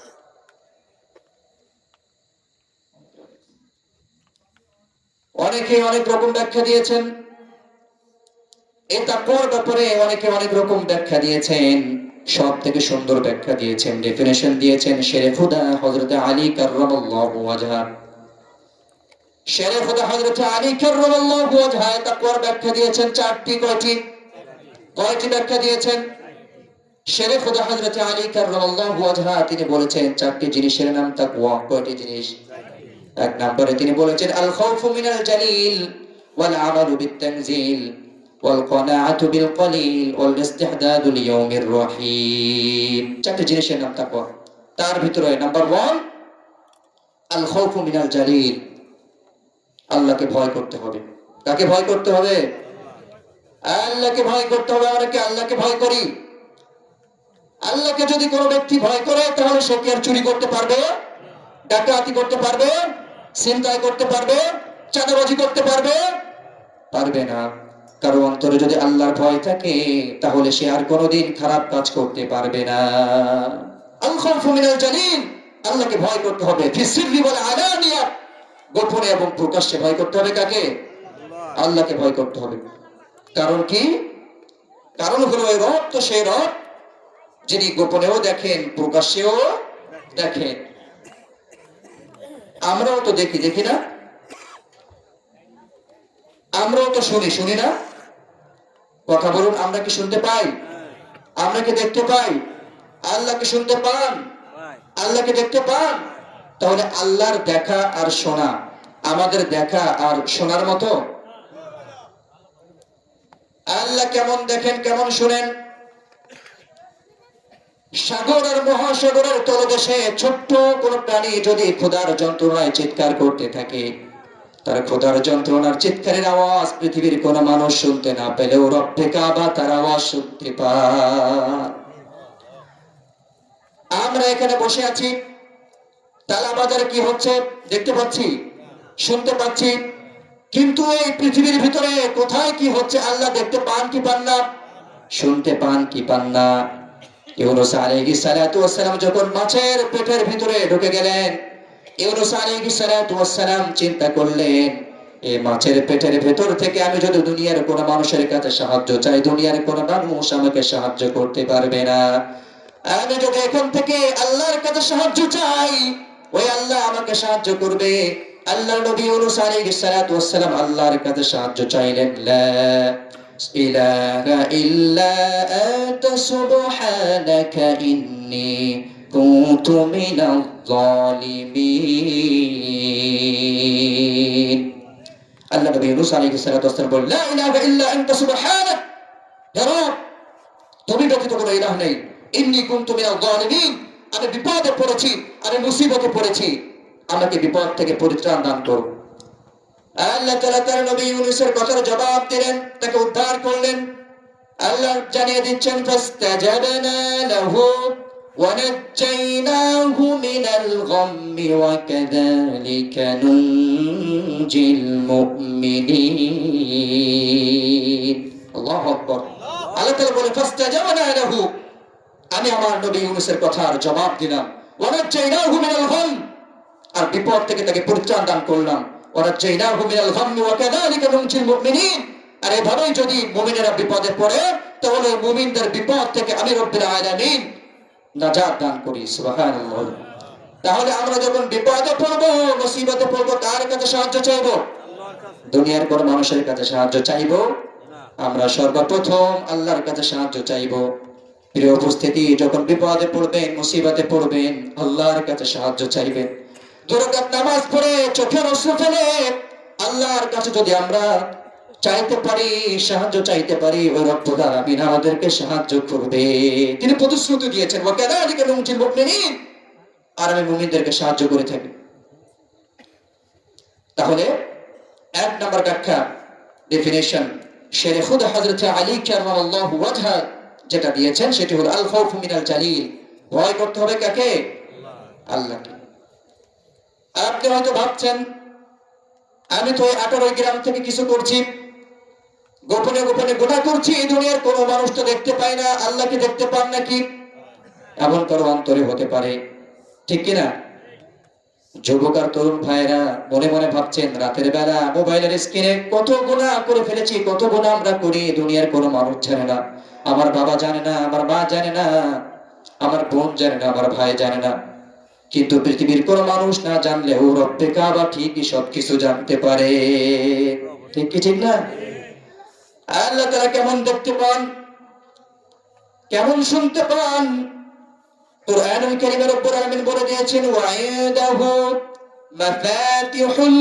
গায়বি লা ইয়ালামুহা ইল্লা হু ওয়া ইয়ালামু মা ফিল বাররি ওয়াল বাহরি ওয়া মা তাসকুতু মিন ওয়ারাকাতিন ইল্লা ইয়ালামুহা ওয়া লা হাববাতিন ফি যুলুমাতিল আরদি ওয়া লা রাতবিন ولا يابس إلا في كتاب مبين الله أكبر الله تعالى بولছেন وعنده مفاتيح الغيب لا يعلمها إلا هو গায়েবের চাবিকাঠি কার কাছে আল্লাহর কাছে অদৃশ্যের চাবিকাঠি কার কাছে আল্লাহর কাছে হে মুসলমান চিল্লায় বলো অদৃশ্যের চাবিকাঠি কার কাছে গায়েবের খবর একমাত্র কে জানেন আল্লাহ আল্লাহ তাআলা জানেন গায়েবের খবর পৃথিবীর কোন মানুষ জানেন না الله عنده مفاتيح الغيب لا يعلمها إلا هو ويعلم ما في البر والبحر দুনিয়ার কোন জায়গার কোন গ্রামের কোন দেশের কোন গাছের যদি একটা পাতা ঝরে যায় পৃথিবীর কোন মানুষ জানতে পারে না সেই খবরও জানতে পারেন কে বাংলাদেশের সাতক্ষীরা জেলার তালা থানার 18 গ্রামের কোন একটি ছোট্ট গাছের পাতা যদি ঝরে যায় এই পৃথিবীর সব মানুষকে জানতে পারে জানতে পারে না তবে রব্বুল আলামিন ঠিকই সেই পাতা ঝরে যাওয়ার খবর তার কাছে আছে না নাই তাহলে গোপনে প্রকাশ্যে ভয় করতে হবে কাকে আল্লাহ আল্লাহকে ভয় করতে হবে আল খাউফু মিনাল জালিল আল্লাহকে ভয় করতে হবে তাকওয়ার এক নম্বর ব্যাখ্যা কেমন তাকওয়া আমাদের ভিতরে আনতে হবে হযরত আব্দুল্লাহ বিন ওমর একটি ঘটনা আপনাদের সামনে বলি আপনারা হয়তো অনেকে ঘটনাটি জানেন হযরত আব্দুল্লাহ বিন ওমর রাদিয়াল্লাহু তাআলা আনহু একবার মদিনার উপকণ্ঠে বের হলেন সাথীদেরকে নিয়ে কোথায় বের হলেন মদিনায় মদিনার উপকণ্ঠে বের হলেন প্রতিমধ্যে দুপুরের খাবারের সময় হয়ে গিয়েছে আব্দুল্লাহ বিন ওমর রাদিয়াল্লাহু তাআলা আনহু সাথীদেরকে বললেন দস্তরখান বিছাও এখানে খাবারের আয়োজন করো খাবার পরিবেশন করো এখানে আমরা দুপুরে খাবার খাবো সাথীরা দস্তরখান বিছালো খাবার গ্রহণ করতে যাবে আব্দুল্লাহ বিন ওমর রাদিয়াল্লাহু তাআলা আনহু লক্ষ্য করলেন তারা যেখানে বসে খাবার গ্রহণ করবে তার সামনে দিয়ে একটি রাখাল বালক যাচ্ছে আব্দুল্লাহ বিন ওমর রাদিয়াল্লাহু তাআলা আনহু তাকে বললেন যে হে রাখাল হে বালক হে বৎস তুমি আমাদের সাথে খাবার গ্রহণ করো তুমি তো রাখাল মানুষ সবসময় ভালো মন্দ খেতে পারো না আমাদের সাথে খাবার গ্রহণ করো আহ্বান করলেন কিন্তু রাখাল বালক তখন বলল যে আমি তো রোজাদার আমি কি রোজাদার আব্দুল্লাহ বিন ওমর রাদিয়াল্লাহু তাআলা আনহু বললেন যে এখন তো রমাদান মাস নয় তাহলে অবশ্যই তুমি নফল রোজা রেখেছো? বললো হ্যাঁ আমি নফল রোজা রেখেছি। তখন আব্দুল্লাহ বিন ওমর রাদিয়াল্লাহু তাআলা আনহু বললেন যে নফল রোজা তো ভাঙা যায়, তুমি এক কাজ করো, আজকে তো অনেক রকমের খাবারের আয়োজন আছে, তুমি রোজাটা ভেঙে ফেলো, আমাদের সাথে খাবার গ্রহণ করো। তখন ওই রাখাল বালক বলল যে আমি তো আল্লাহর জন্য রোজা রেখেছি, আমি রোজা ভাঙতে পারবো না। আব্দুল্লাহ বিন ওমর রাদিয়াল্লাহু তাআলা আনহু বুঝতে পারলেন যে এই বালকের তাকওয়ার লেভেল অনেক মজবুত, ঠিক কিনা, অনেক ভালো। আব্দুল্লাহ বিন ওমর রাদিয়াল্লাহু তাআলা আনহু এবার একটু পরীক্ষা নিচ্ছেন, পরীক্ষা করছেন, দেখি তার তাকওয়ার লেভেলটা কত মজবুত, কোয়ালিটিটা কত ভালো। আব্দুল্লাহ বিন ওমর রাদিয়াল্লাহু তাআলা আনহু রাকালকে বললেন তাহলে এক কাজ করো, খাবার গ্রহণ করা লাগবে না, তোমার এই পালের ভিতরে অনেক বকরি আছে, ওখান থেকে একটি বকরি আমাদের কাছে বিক্রি করে দাও। কি বললো? পরীক্ষা করার জন্য বললো যে ওখান থেকে একটি বকরি আমাদের কাছে বিক্রি করে দাও, আমরা সেটা জবাই করে তোমাকে কিছু গোশত হাদিয়া দিব, তুমি ইফতারি পরে ইফতারিতে সেটা খেয়ে নিও। রাখাল তখন বললো যে এই বকরি তো আমার না, কার? আমার মনিবের। এই বকরি বিক্রি করার অধিকার আমার নাই, আমার মনিবের হুকুম ছাড়া এই বকরি আমি বিক্রি করতে পারবো না। আব্দুল্লাহ বিন ওমর রাদিয়াল্লাহু তাআলা আনহু পরীক্ষা একটু ভালো করে নিচ্ছেন, কড়া করে নিচ্ছেন, শক্ত করে নিচ্ছেন।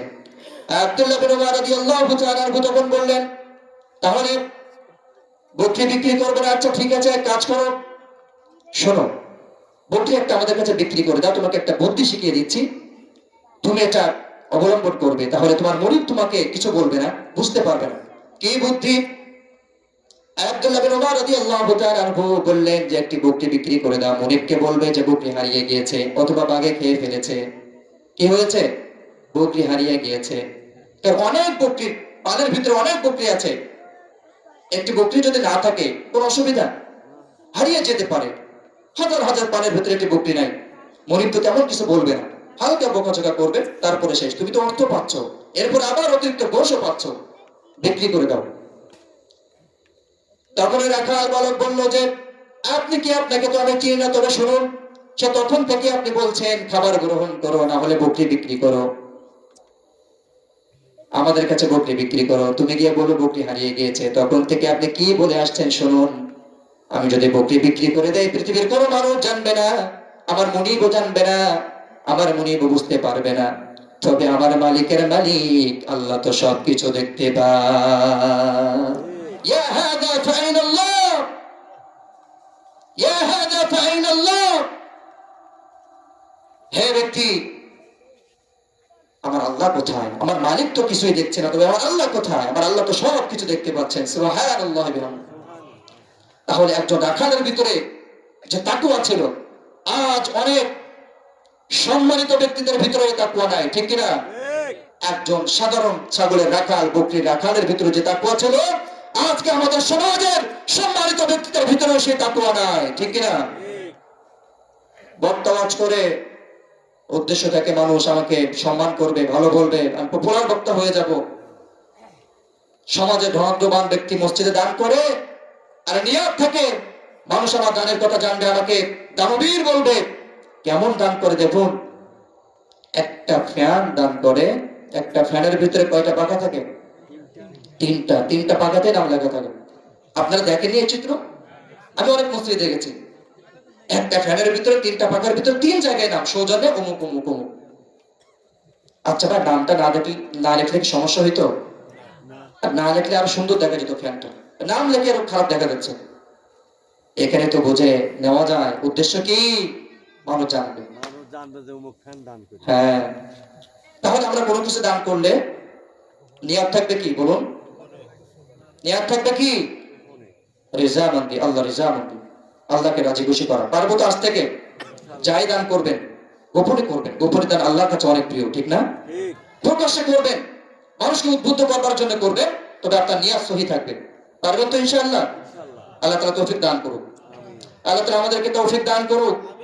আজকে যারা আপনারা দান করেছেন এই মাহফিলের উদ্দেশ্য করে, আল্লাহ তাআলা আপনাদের এই দানকে শুধুমাত্র আল্লাহর জন্য যেন হয়, সে নিয়ত, সে মানসিকতা আল্লাহ তাআলা আমাদেরকে দান করুন। এবার শুনুন, আরেকটা ঘটনা আপনাদেরকে শোনাই। আপনারা কি ভালো লাগতেছে না আপনাদের, না?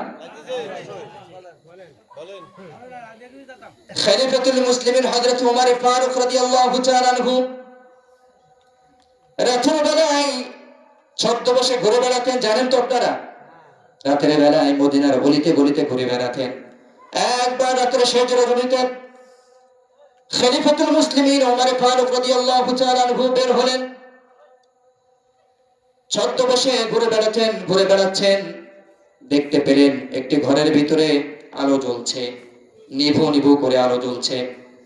খলিফাতুল মুসলিমিন ওমর ওই ঘরের কাছে গেলেন, কান লাগালেন, শুনতে পাচ্ছেন মা মেয়েকে বলছে, মেয়ে দ্রুত ওঠো, উটনির দুধ দহন করো, আমাদের উটনির দুধ এখন কম হচ্ছে, দুধের ভিতরে পানি মিশাও। তখন মেয়ে বলে, মা কি বলছো তুমি, পানি মিশাবো? খলিফাতুল মুসলিমিন ওমর তো রাষ্ট্রীয় ফরমান জারি করে দিয়েছে দুধের ভিতরে পানি মিশানো যাবে না। মা তখন বলল, মেয়ে আমিও জানি খলিফাতুল মুসলিমিন ওমর রাষ্ট্রীয় ফরমান জারি করে দিয়েছে দুধের ভিতরে পানি মিশানো যাবে না, কিন্তু খলিফাতুল মুসলিমিন ওমর রাষ্ট্রীয় ফরমান জারি করে এখন তো রাতের বেলায় ঘুমাচ্ছে, কেউ দেখবে না, দ্রুত তুমি উটনির দুধ দহন করো, দহন করার পরে পানি মিশাও। তখন ওই মেয়ে মাকে বলল, মা খলিফাতুল মুসলিমিন ওমর দেখবে না, পৃথিবীর কোনো মানুষ জানবে না, আমাদের কাছ থেকে যারা দুধ কেনে তারাও বুঝতে পারবে না, তবে খলিফাতুল মুসলিমিন ওমরের রব, তোমার রব, আমার রব, আসমান জমিনের রব আল্লাহ তাআলা তো সব কিছু দেখতে পায়। সুবহানাল্লাহ ওয়া বিহামদি। তাকওয়া রাতের আড়ালে, রাতের আধারে কেউ দেখবে না। আপনাকে যদি একটা আহ্বান করা হয়, আপনাকে যদি বলা হয় রাতের বেলা শেষ রজনীতে কেউ দেখবে না, 1 লাখ টাকা যদি পড়ে থাকে, আপনি যদি সেটা পান, বলুন তো দেখি, সহজে বলতে পারবেন মানুষকে? হ্যাঁ, বলবেন কেউ তো দেখেনি, আপনি নিয়ে নিন, ঠিক না? এমন অবস্থা আমাদের ভিতরে হতে পারে। শেষ রজনীতে ওই মেয়ে মাকে বলছে যে, মা কেউ দেখবে না, ঠিক আছে, তবে আল্লাহ তাআলা তো সবকিছু দেখতে পান। তাহলে একটা রাখালের ভিতরে যে তাকওয়া ছিল, একটা মেয়ের ভিতরে যে তাকওয়া ছিল, আজ আমাদের সমাজ অনেকের ভিতরে সেই তাকওয়া নাই, উঠে গিয়েছে। এজন্য আসুন আমরা যা কিছু করব তাকওয়া আমাদের সব আমাদের ভিতরে থাকবে। পারবেন তো আপনারা? ইনশাআল্লাহ। পারবেন তো? ইনশাআল্লাহ। আমি বলছিলাম কয়টা জিনিসের নাম তাকওয়া? 4টা জিনিসের নাম তাকওয়া। কয়টা জিনিসের নাম তাকওয়া? 4টা জিনিসের নাম তাকওয়া। প্রথম নাম্বার বললাম আল খাউফু মিনাল জালিল। এবার আসুন দ্বিতীয় নাম্বার, এটা হচ্ছে আলোচনাটা মূল পয়েন্ট, চলে যাচ্ছেন আপনারা? দ্বিতীয় নাম্বার হলো ওয়াল আমালু বিত-তানজিল, আল্লাহর নাজিলকৃত বিষয়ের উপরে আমল করা। কিসের উপরে আমল করা? আল্লাহর নাজিলকৃত বিষয়ের উপরে আমল করা, অর্থাৎ কোরআন অনুযায়ী নিজের জীবন সাজানো, কোরআন অনুযায়ী নিজের জীবন পরিচালনা করা, রাষ্ট্র পরিচালনা করা, সমাজ পরিচালনা করা। কোরআন কি শুধু ঘরের ভিতরে সীমাবদ্ধ থাকবে আর রাষ্ট্রের আইন হবে মানুষের বানানো আইন, নাকি সব জায়গায় কোরআনের আইন চলবে? সব জায়গায় কোরআনের আইন চলবে। আল্লাহ রাসূল সাল্লাল্লাহু আলাইহি ওয়াসাল্লামের সাহাবী শেরে খোদা হযরত আলী কাররামাল্লাহু ওয়াজহা বলেছেন, ওয়াল আমালু বিত-তানজিল, নাজিলকৃত বিষয়ের উপরে আমল করা। এবার আসুন এই কোরআন অনুযায়ী যে আমল করবেন, কোরআন কি আপনারা পড়তে পারেন? এখানে কারা কারা আছেন যে কোরআন সহি করে পড়তে পারেন? সংখ্যা খুবই নগণ্য, সংখ্যা খুবই নগণ্য। খুবই আফসোস এ জাতির উপরে। অথচ যদি বলা হয় এখানে ইংরেজি কে কে পড়তে পারেন, আমার কিছু মুরব্বী বাবাজানরা বাদে সবাই বলবে যে আমি ইংরেজি পড়তে পারি, ঠিক কিনা? তবে ইংরেজি শেখা কি ফরজ ছিল নাকি কোরআন শেখা ফরজ ছিল?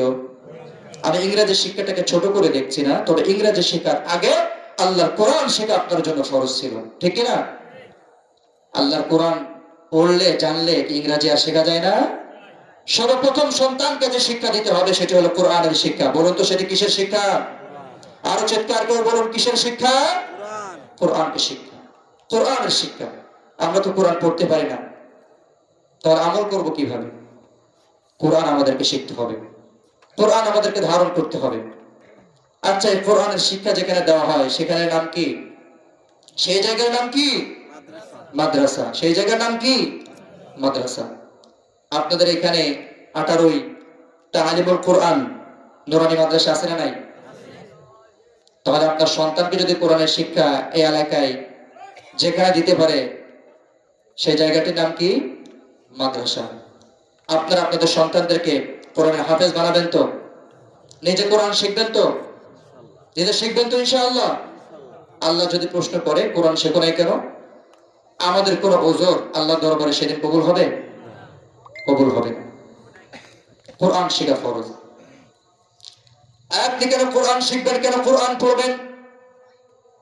বিশ্বনবী বললেন হাদিসের ভিতরে, মান ক্বারাআ হারফান মিন কিতাবিল্লাহি ফালাহু হাসানাতুন ওয়াল হাসানাতু বিআশরি আমসালিহা لا أقول ألف لام ميم حرف ولكن ألف حرف ولام حرف وميم حرف سبحان الله বিশ্বনবী বললেন যে ব্যক্তি কোরআন একটি হরফ পাঠ করলো একটি নেকি পেল, ওই একটি নেকি 10টি নেকির সমপরিমাণ হবে। বিশ্বনবী বললেন লা আকুলু আলিফ লাম মিম হারফুন, আমি বলি না যে আলিফ লাম মিম একটি হরফ, বরং আলিফুন হারফুন ওয়া লামুন হারফুন ওয়া মিমুন হারফুন। যদি কোনো ব্যক্তি, যদি কোনো বান্দা আলিফ লাম মিম পাঠ করে তাহলে তার আমলনামায় কয়টি সওয়াব দান করবে আল্লাহ? কয়টি সওয়াব? 30টি নেকি দান করবেন। কয়টি নেকি দান করবেন? 30টি নেকি। কারণ আলিফ আপনি যখন পাঠ করলেন একটি নেকি হলো, ওই একটি নেকি 10টি নেকি। লাম যখন পাঠ করলেন 10 নেকি, মিম যখন পাঠ করলেন কয় নেকি?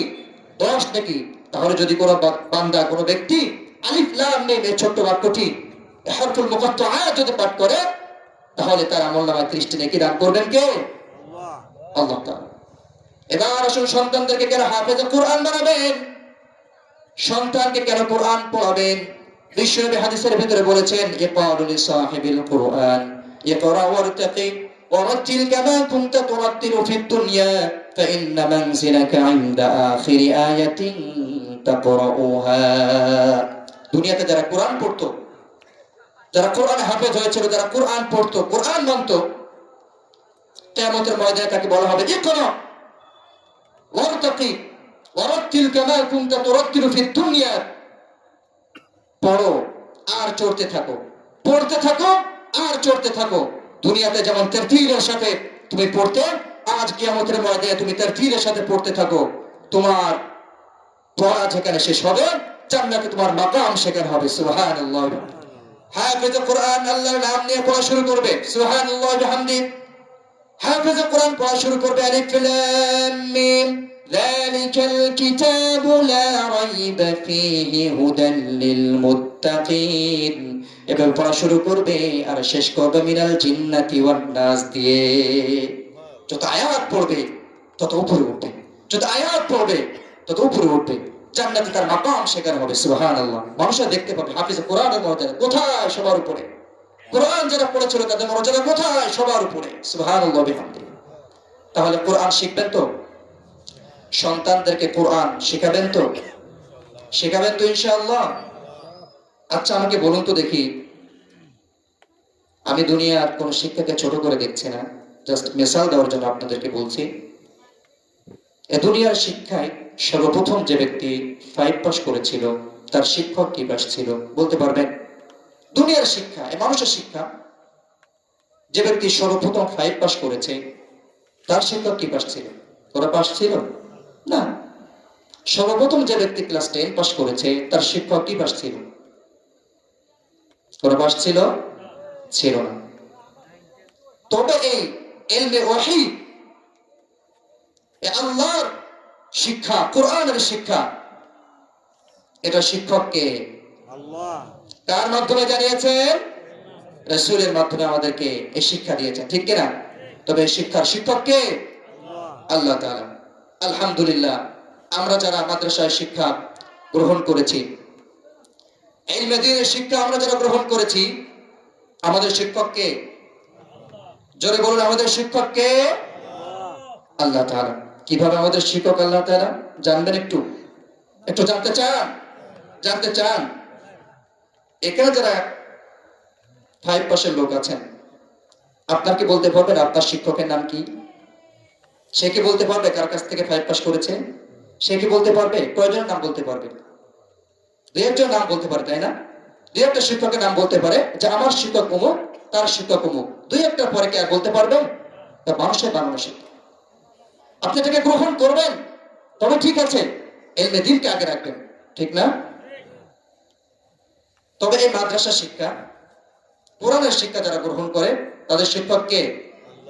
তাদের শিক্ষক কে? আল্লাহ তাআলা। আমি ছোট্ট করে একটু বলবো নাকি? শুনবেন? আপনারা যাতে উদ্বুদ্ধ হন, সন্তানদেরকে কোরআনের জ্ঞানে জ্ঞানী বানান, কোরআনের শিক্ষা সন্তানদেরকে দেন। এই জন্য আমি সংক্ষিপ্ত ভাবে একটু সনদ বর্ণনা করি। কি বর্ণনা করি? সনদ, ধারাবাহিকতা। বুখারী শরীফের নাম শুনেছেন আপনারা? এই বুখারী শরীফ জিলদ থানি, দ্বিতীয় অংশ। আমি বুখারী শরীফের প্রথম হাদিস ইন্নামাল আ'মালু বিন্নিয়াত থেকে শুরু করি, সর্বশেষ হাদিস কালিমাতান হাবিবাতান ইলার রহমান خفيفتان على اللسان ثقيلتان في الميزان سبحان الله وبحمده سبحان الله العظيم। এখানে যারা বুখারী শরীফ অধ্যয়ন করেছেন, বুখারী শরীফ পড়েছেন, তারা বলতে পারবেন সর্বশেষ হাদিস কি? কালিমাতান হাবিবাতান ইলার রহমান, কালিমাতান حبيبتان إلى الرحمن خفيفتان على اللسان ثقيلتان في الميزان سبحان الله وبحمده سبحان الله العظيم। البخاري শরীফ দ্বিতীয় খণ্ড ইন্নামাল আ'মালু বিন্নিয়াত থেকে শুরু করে কালিমাতান হাবিবাতান এই হাদিস পর্যন্ত আমি অধ্যয়ন করেছি আমার উস্তাদে মুহতারাম জনাব হযরত মাওলানা সাব্বির আহমদ দা'ওয়াত বারাকাতুহুল আলিয়ার কাছে। হুজুরের অনেক শিক্ষক ছিল, হুজুরের অনেক শিক্ষক আছে। আমি একজনের নাম বলি, শেখুল হাদিস আল্লামা আজিজুল হক নাব্বারাল্লাহু মারকাদা।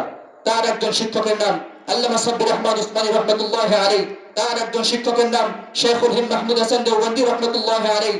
তার একজন শিক্ষকের নাম হুজ্জাতুল ইসলাম কাসিমুল খায়রাত ওয়াল উলুম কাসিম নানুতুবি রাহমাতুল্লাহি আলাইহি। তার একজন শিক্ষকের নাম শাহ আব্দুল গনি মুজাদ্দিদি রাহমাতুল্লাহি আলাইহি। তার একজন শিক্ষকের নাম শাহ ইসহাক মুহাদ্দিসি রাহমাতুল্লাহি আলাইহি। তার একজন শিক্ষকের নাম শাহ আব্দুল আজিজ মুহাদ্দিসি রাহমাতুল্লাহি আলাইহি। তার একজন শিক্ষকের নাম মুসনাদুল হিন্দ ইমামুল হিন্দ শাহ ওয়ালিউল্লাহ মুহাদ্দিসি রাহমাতুল্লাহি আলাইহি। তার একজন শিক্ষকের নাম শেখ আবু তাহের মুহাম্মদ ইবনে ইব্রাহিম আল কুরদি রাহমাতুল্লাহি আলাইহি। তার একজন শিক্ষকের নাম শেখ আহমদ ইবনে মুহাম্মদ আল কুশাশি রাহমাতুল্লাহি আলাইহি। তার একজন শিক্ষকের নাম শেখ আহমদ ইবনে আব্দুল কুদ্দুস আশ-শিনবী রাহমাতুল্লাহি আলাইহি। তার একজন শিক্ষকের নাম শেখ শামসুদ্দিন মুহাম্মদ ইবনে আহমদ আর-রামালি রাহমাতুল্লাহি আলাইহি। তার একজন শিক্ষকের নাম শেখ জাইনুদ্দিন জাকারিয়া আল-আনসারী রাহমাতুল্লাহি আলাইহি। তার একজন শিক্ষকের নাম শেখ শিহাবুদ্দিন আহমদ ইবনে হাজার আল-আসকালানি রাহমাতুল্লাহি আলাইহি। তার একজন শিক্ষকের নাম শেখ ইব্রাহিম ইবনে আহমদ আত-তানুখি রাহমাতুল্লাহি আলাইহি। তার একজন শিক্ষকের নাম শেখ আব্দুল আব্বাস আহমদ ইবনে আবি তালিব রাহমাতুল্লাহি আলাইহি। তার একজন শিক্ষকের নাম শেখ হুসাইন ইবনে মুবারক আস-সাবিরি রাহমাতুল্লাহি আলাইহি। তার একজন শিক্ষকের নাম শেখ আব্দুল আউয়াল ইবনে ঈসা আস-সিরজি রাহমাতুল্লাহি আলাইহি। তার একজন শিক্ষকের নাম শেখ আব্দুর রহমান ইবনে মুজাফফর আদ-দাউদি রাহমাতুল্লাহি আলাইহি। তার একজন শিক্ষকের নাম শেখ আবু মুহাম্মদ আব্দুল্লাহ ইবনে আহমদ আস-সারাখসি রাহমাতুল্লাহি আলাইহি। তার একজন শিক্ষকের নাম শেখ মুহাম্মদ ইবনে ইউসুফ আল-ফারাবি রাহমাতুল্লাহি আলাইহি। তার শিক্ষকের নাম ইমামুল মুহাদ্দিসিন আমিরুল মুমিনিন ফিল হাদিস আবু আব্দুল্লাহ মুহাম্মদ ইবনে ইসমাঈল আল-বুখারী রাহমাতুল্লাহি আলাইহি। তার শিক্ষকের নাম ইমামুল মুহাদ্দিসিন আব্দুল্লাহ ইবনে মুবারক রাহমাতুল্লাহি আলাইহি। তার শিক্ষকের নাম ইমামুল ফুকাহা মুহাম্মদ ইবনে হাসান আশ-শাইবানি রাহমাতুল্লাহি আলাইহি। তার শিক্ষকের নাম কাযীউল কুযাত ইমাম আবু ইউসুফ রাহমাতুল্লাহি আলাইহি। তার শিক্ষকের নাম ইমামুল মাযহাব ইমামুল ফিকহ নোমান ইবনে সাবিত আবু হানিফা রাহমাতুল্লাহি আলাইহি। তার শিক্ষকের নাম শেখ আহমদ রাহমাতুল্লাহি আলাইহি। তার শিক্ষকের নাম শেখ ইব্রাহিম নাখঈ রাহমাতুল্লাহি আলাইহি। তার শিক্ষকের নাম শেখ আলকামা রাহমাতুল্লাহি আলাইহি। তার শিক্ষকের নাম আফকাহুস সাহাবা بعد الخلفاء الأربعة صاحب الطهور والنعرين والوسادة حضرت عبد الله بن مسعود رضي الله تعالى عنه। তার সরাসরি শিক্ষক সাইয়্যিদুল মুহাদ্দিসিন সাইয়্যিদুল আম্বিয়া ইমামুল আম্বিয়া নবিয়ুর রাহমা নবিয়ুল আরব আল আযম নবী মুহাম্মদ রাসূলুল্লাহ সাল্লাল্লাহু আলাইহি ওয়াসাল্লাম। আর নবীকে দিয়েছেন কে? আল্লাহ। নবীকে দিয়েছেন কে? কারণ আল্লাহর নবী নিজের পক্ষ থেকে বানিয়ে কোনো কিছু বলতেন? যা কিছু বলতেন ওহীর মাধ্যমে বলতেন, ঠিক কিনা? ওহী আসতো, এরপরে বিশ্বনবী মানুষের দরবারে মানুষের কাছে দাওয়াত দিতেন। আল্লাহ তাআলা এটাই জানিয়ে দিয়েছেন, মা ইয়ানতিকু আনিল হাওয়া ইন হুয়া ইল্লা ওয়াহয়ুন ইউহা। রাসূল নিজের পক্ষ থেকে বানিয়ে কোনো কিছু বলেন না। রাসূল যা কিছু বলেন সব কিছু কার থেকে গ্রহণ করে? আল্লাহর থেকে গ্রহণ করে। তাহলে আপনারা কি বুঝলেন? এই ইলমে দ্বীনের এই শিক্ষার গুরুত্ব কম নাকি বেশি? প্রত্যেকটা তালিবুল ইলম যারা ইলম অর্জন করেছে প্রত্যেকে বলতে পারবে তার উস্তাদের নাম, তার উস্তাদের উস্তাদের নাম, তার উস্তাদের নাম, তার উস্তাদের নাম, এভাবে করে আল্লাহ রাসূল সাল্লাল্লাহু আলাইহি ওয়াসাল্লাম পর্যন্ত বলতে পারবে। ঠিক না? দুনিয়ার শিক্ষা কি এটা বলা সম্ভব? সম্ভব না। এবার আসুন, এই মেদিন শিক্ষা দরকার আছে না নাই? এই মেদিন শিক্ষার জন্য প্রাথমিক শিক্ষা নুরানি শিক্ষা। আপনাদের এলাকায় নুরানি একটা মাদ্রাসা আছে না? আমি শুনলাম এখানে ছাত্র সংখ্যা অনেক নগণ্য, কম। আচ্ছা, আপনাদের অঞ্চলে কি মাত্র 50 জন ছেলে আছে? বাচ্চা ছেলে, ছেলে মেয়ে 50 জন মাত্র, নাকি আরো আছে? অনেক আছে। সবাই তো মাদ্রাসায় ভর্তি করা নাই, সর্বজ্ঞ সবার হয় হয় না। তবে যারা মাদ্রাসা শিক্ষাকে গ্রহণ করে নেয় আল্লাহ তাআলা তাদেরকে বারাকা দান করেন, কামিয়াবি দান করেন। ঠিক কিনা? আপনারা আপনাদের সন্তানদেরকে মাদ্রাসা শিক্ষায় শিক্ষিত করতে পারবেন তো? দুনিয়ার শিক্ষা গ্রহণ করাবেন, কোনো অসুবিধা নাই। অবশ্যই দরকার আছে সন্তানদের জন্য, আপনার জন্য, আমার জন্য, সবার জন্য দরকার দুনিয়ার শিক্ষা গ্রহণ করা। তবে দুনিয়ার শিক্ষার উপরে ইলমে দ্বীনের শিক্ষাকে রাখতে হবে, কোরআনের শিক্ষাকে রাখতে হবে। ঠিক কিনা? আপনার সন্তানকে যদি আপনি কোরআনের শিক্ষায় শিক্ষিত বানান, আপনার সন্তান আপনাকে ছেড়ে যাবে না। বার্ধক্য বয়সে আপনার সন্তান আপনাকে ছেড়ে যাবে না, আপনার সাথেই থাকবে। ঠিক না? কোন আলেমকে গিয়ে দেখেছেন মাকে গালি দিতে, বাবাকে ফেলে দিতে? পাবেন না। কারণ কারণ তার অন্তরের ভিতরে ইলমে দ্বীনের শিক্ষা আছে, কোরআনের শিক্ষা আছে, হাদিসের শিক্ষা আছে। এই জন্য সে তার মাকে দেখে, এই জন্য সে তার বাবাকে দেখে। ঠিক কিনা? আসুন, ইলমে দ্বীন আমাদেরকে অর্জন করতে হবে। ইলমে দ্বীন যেখানে অর্জন হয় সেই জায়গাটির নাম হলো মাদ্রাসা। এই মাদ্রাসা আপনাদের সন্তানদেরকে পড়াতে হবে, নিজের ইলমে দ্বীন গ্রহণ করতে হবে, কোরআন শিখতে হবে। পারবেন তো? দুইটা বললাম, মনে আছে আপনাদের আলোচনার বিষয়? ভুলে যাবেন নাকি? এমন ভুলে গেলে তো চলবে না। দুইটা বলে শেষ করে দিই না। 3 নম্বরে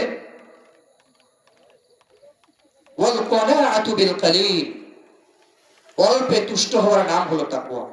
কিসে তুষ্ট হওয়ার নাম তাকওয়া? অল্পে তুষ্ট হওয়ার নাম তাকওয়া। অর্থাৎ আপনার একটি বাড়ি আছে, ওই একটি বাড়ি নিয়ে আপনি সন্তুষ্ট থাকুন, দ্বিতীয় আরেকটি বাড়ি করবার চেষ্টা আকাঙ্ক্ষা করিয়েন না। আল্লাহ আপনাকে যে অবস্থায় রেখেছে এই অবস্থায় শুকরিয়া আদায় করতে হবে কার? আল্লাহ। আপনার একটা গাড়ি আছে, এই গাড়ির উপরে সন্তুষ্ট থাকুন। আপনার একটা বাড়ি আছে, একটা বাড়ির উপরে সন্তুষ্ট থাকুন। আপনার গ্রামে বাড়ি আছে, এর উপরে সন্তুষ্ট থাকুন। যার শহরে বাড়ি আছে সে শহরে বাড়ির উপরে সন্তুষ্ট থাকুন। কিন্তু আমাদের সমাজে বাস্তবতা কি? যার গ্রামে বাড়ি সে একটু চায়, পরিকল্পনা করে শহরে একটা বাড়ি করতে চায় না, একটু জায়গা কিনে খুলনা শহরে বাড়ি করবে, সাতক্ষীরা শহরে বাড়ি করবে। যার খুলনা শহরে বাড়ি আছে সে চায় কি একটু ঢাকা শহরে ফ্ল্যাট কিনতে। ঢাকা শহরে যার বাড়ি আছে, গাড়ি আছে, সে চায় একটু বিদেশের বাড়িতে বাড়ি করতে। ঠিক না? মানুষের চাহিদার কোনো শেষ নাই, এবং মানুষের চাহিদা শেষ থাকবেও না। বলে দিয়েছেন কে? বিশ্বনবী সাল্লাল্লাহু আলাইহি ওয়াসাল্লাম হাদিসের ভিতরে বলেছেন, লাউ আন্না লিবনি আদম ওয়াদিয়ান মিন যাহাবিন কানা আহাব্বা আন ইয়াকুনা লাহু ওয়াদিয়ান ওয়া লা ইয়ামলা ফাহু ইল্লা তুরাব। আদম সন্তানকে যদি স্বর্ণ ভর্তি একটা উপত্যকা দেওয়া হয় তাহলে আদম সন্তান কামনা করবে দ্বিতীয় আরেকটি উপত্যকা পেতে। যদি আদম সন্তানকে একটি স্বর্ণ ভর্তি উপত্যকা দেওয়া হয় সে কামনা করবে দ্বিতীয় আরেকটি উপত্যকা পেতে, আরেকটি মাঠ পেতে। আল্লাহ রাসূল সাল্লাল্লাহু আলাইহি ওয়াসাল্লাম বলেছেন, ওয়ালা ইয়ামলা ফাহু ইল্লা তুরাব। ওই বান্দার মুখে কবরের মাটি প্রবেশ করা আগ পর্যন্ত বান্দার চাহিদা থেকেই যাবে। কবরের মাটি যখন তার মুখে প্রবেশ করবে তখন আর বান্দার কোনো চাহিদা থাকবে। এটা বিশ্বনবী বলে দিয়েছেন, লিবনি আদম ওয়াদিয়ান মিন যাহাবিন কানা আহাব্বা আন ইয়াকুনা লাহু ওয়াদিয়ান ওয়া লা ইয়ামলা ফাহু ইল্লা তুরাব। তার মুখ ভর্তি হবে কবরের মাটি দ্বারা, অর্থাৎ মৃত্যু। কি? মৃত্যু যখন চলে আসবে তখন বান্দার চাহিদা এমনিতে শেষ হয়ে যাবে। এবার আসুন 4 নম্বরে, ওয়াল ইস্তিদাদুল ইয়াউমির রহিম, মৃত্যুর প্রস্তুতি গ্রহণ করতে হবে। কিসের প্রস্তুতি? আওয়াজ করে বলুন, কিসের প্রস্তুতি? এই মৃত্যু কখন আসবে আপনারা জানেন? এই মৃত্যু কার কখন আসবে কেউ জানে? কেউ জানে না। তবে মৃত্যু যে বরণ আমাদেরকে করতে হবে এটা তো আমরা জানি না। মৃত্যু কখন আসবে আমরা জানি, তবে মৃত্যু আমার জন্য যখন লেখা আছে তখনই আসবে। 1 সেকেন্ড আগেও নয়, 1 সেকেন্ড পরেও নয়। 1 সেকেন্ড আগেও আসবে না, 1 সেকেন্ড পরেও আসবে না। আল্লাহ বললেন ইযা জাআ আজালুহুম লা ইস্তাখিরুনা সাআতাও ওয়া লা ইস্তাকদিমুন।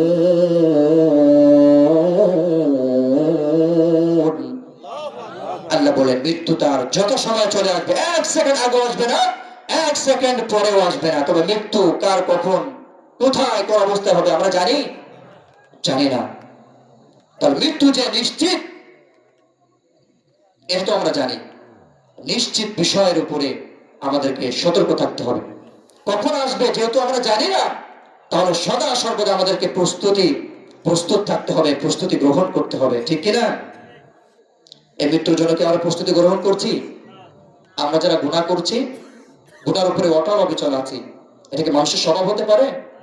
আচ্ছা ভাই, ভুল করা, পাপ করা, এটা তো মানুষের স্বভাবজাত বৈশিষ্ট্য। মানুষ মাত্রই পাপী, ঠিক না? মানুষ মাত্রই ভুলকারী। বিশ্বনবী বললেন কুল্লু বিনি আদম খাত্তাউন ওয়া খায়রুল খাত্তাইন আত-তাওয়াবুন। মানুষ মাত্রই পাপী, মানুষ মাত্রই গুনাহগার। আর ওই গুনাহগার মানুষের মধ্যে সব থেকে উত্তম হলো ওই ব্যক্তি যে গুনাহ করার পর আবার ক্ষমা চায় কার কাছে? আল্লাহর কাছে আমাদেরকে ক্ষমা চাইতে হবে। ভুল করা, পাপ করা এটা মানুষের স্বভাবজাত বৈশিষ্ট্য। তবে ভুল করার পরে ভুলের উপরে অটল অবিচল থাকা, কন্টিনিউ ভুল করা, এটা মানুষের স্বভাব হতে পারে? পারে না। এটা হলো শয়তানের স্বভাব। কিসের স্বভাব? কার স্বভাব? শয়তানের স্বভাব। আর ভুল করার পরে ক্ষমা চাওয়া, মাপ চাওয়া, তাওবা করা, এটা কার স্বভাব? আদমের স্বভাব। কার স্বভাব? আদমের স্বভাব। আপনারা সকলে জানেন পৃথিবীর সর্বপ্রথম মানুষ, সর্বপ্রথম নবী সাইয়েদনা আবুল বাশার আদম আলাইহিস সালাতু ওয়াস সালাম থেকে একটা ভুল প্রকাশিত হয়েছিল, ঠিক কিনা? অসতর্কতা বশত একটা ভুল করে ফেলেছিলেন। আমাদের আকীদা হলো নবীরা মাসুম, নবীরা ভুল করতে পারেন পারেন না। তাহলে আমরা বলবো যে অসতর্কতা বশত একটা ভুল তার থেকে প্রকাশিত হয়েছিল। তিনি এই ভুলের জন্য কেঁদেছেন, আল্লাহর কাছে ক্ষমা চেয়েছেন, রব্বুল আলামিন এই ভুলকে মাফ করে দিয়েছেন। সুবহানাল্লাহ বলবেন না? কিন্তু ইবলিস সে ভুল করেছিল, ক্ষমা চায় নাই, বিদায় সে ইবলিস হয়েছে, ঠিক না? এজন্য পাপ করার পরে ক্ষমা চাইতে হবে কার কাছে? আল্লাহর কাছে ক্ষমা চাইতে হবে। আপনি হয়তো ভাবছেন যে জীবনে তো অনেক গুনাহ করে ফেলেছি, এই গুনাহের কি কোনো ক্ষমা হবে? এই পাপের কি কোনো ক্ষমা হবে? হাদিসে কুদসির বর্ণনা আল্লাহ তাআলা বলেন লাউ বালাগাত যুনুবুকা আনানাস সামাই সুম্মা ইস্তাগফারতানি গফারতু লাক।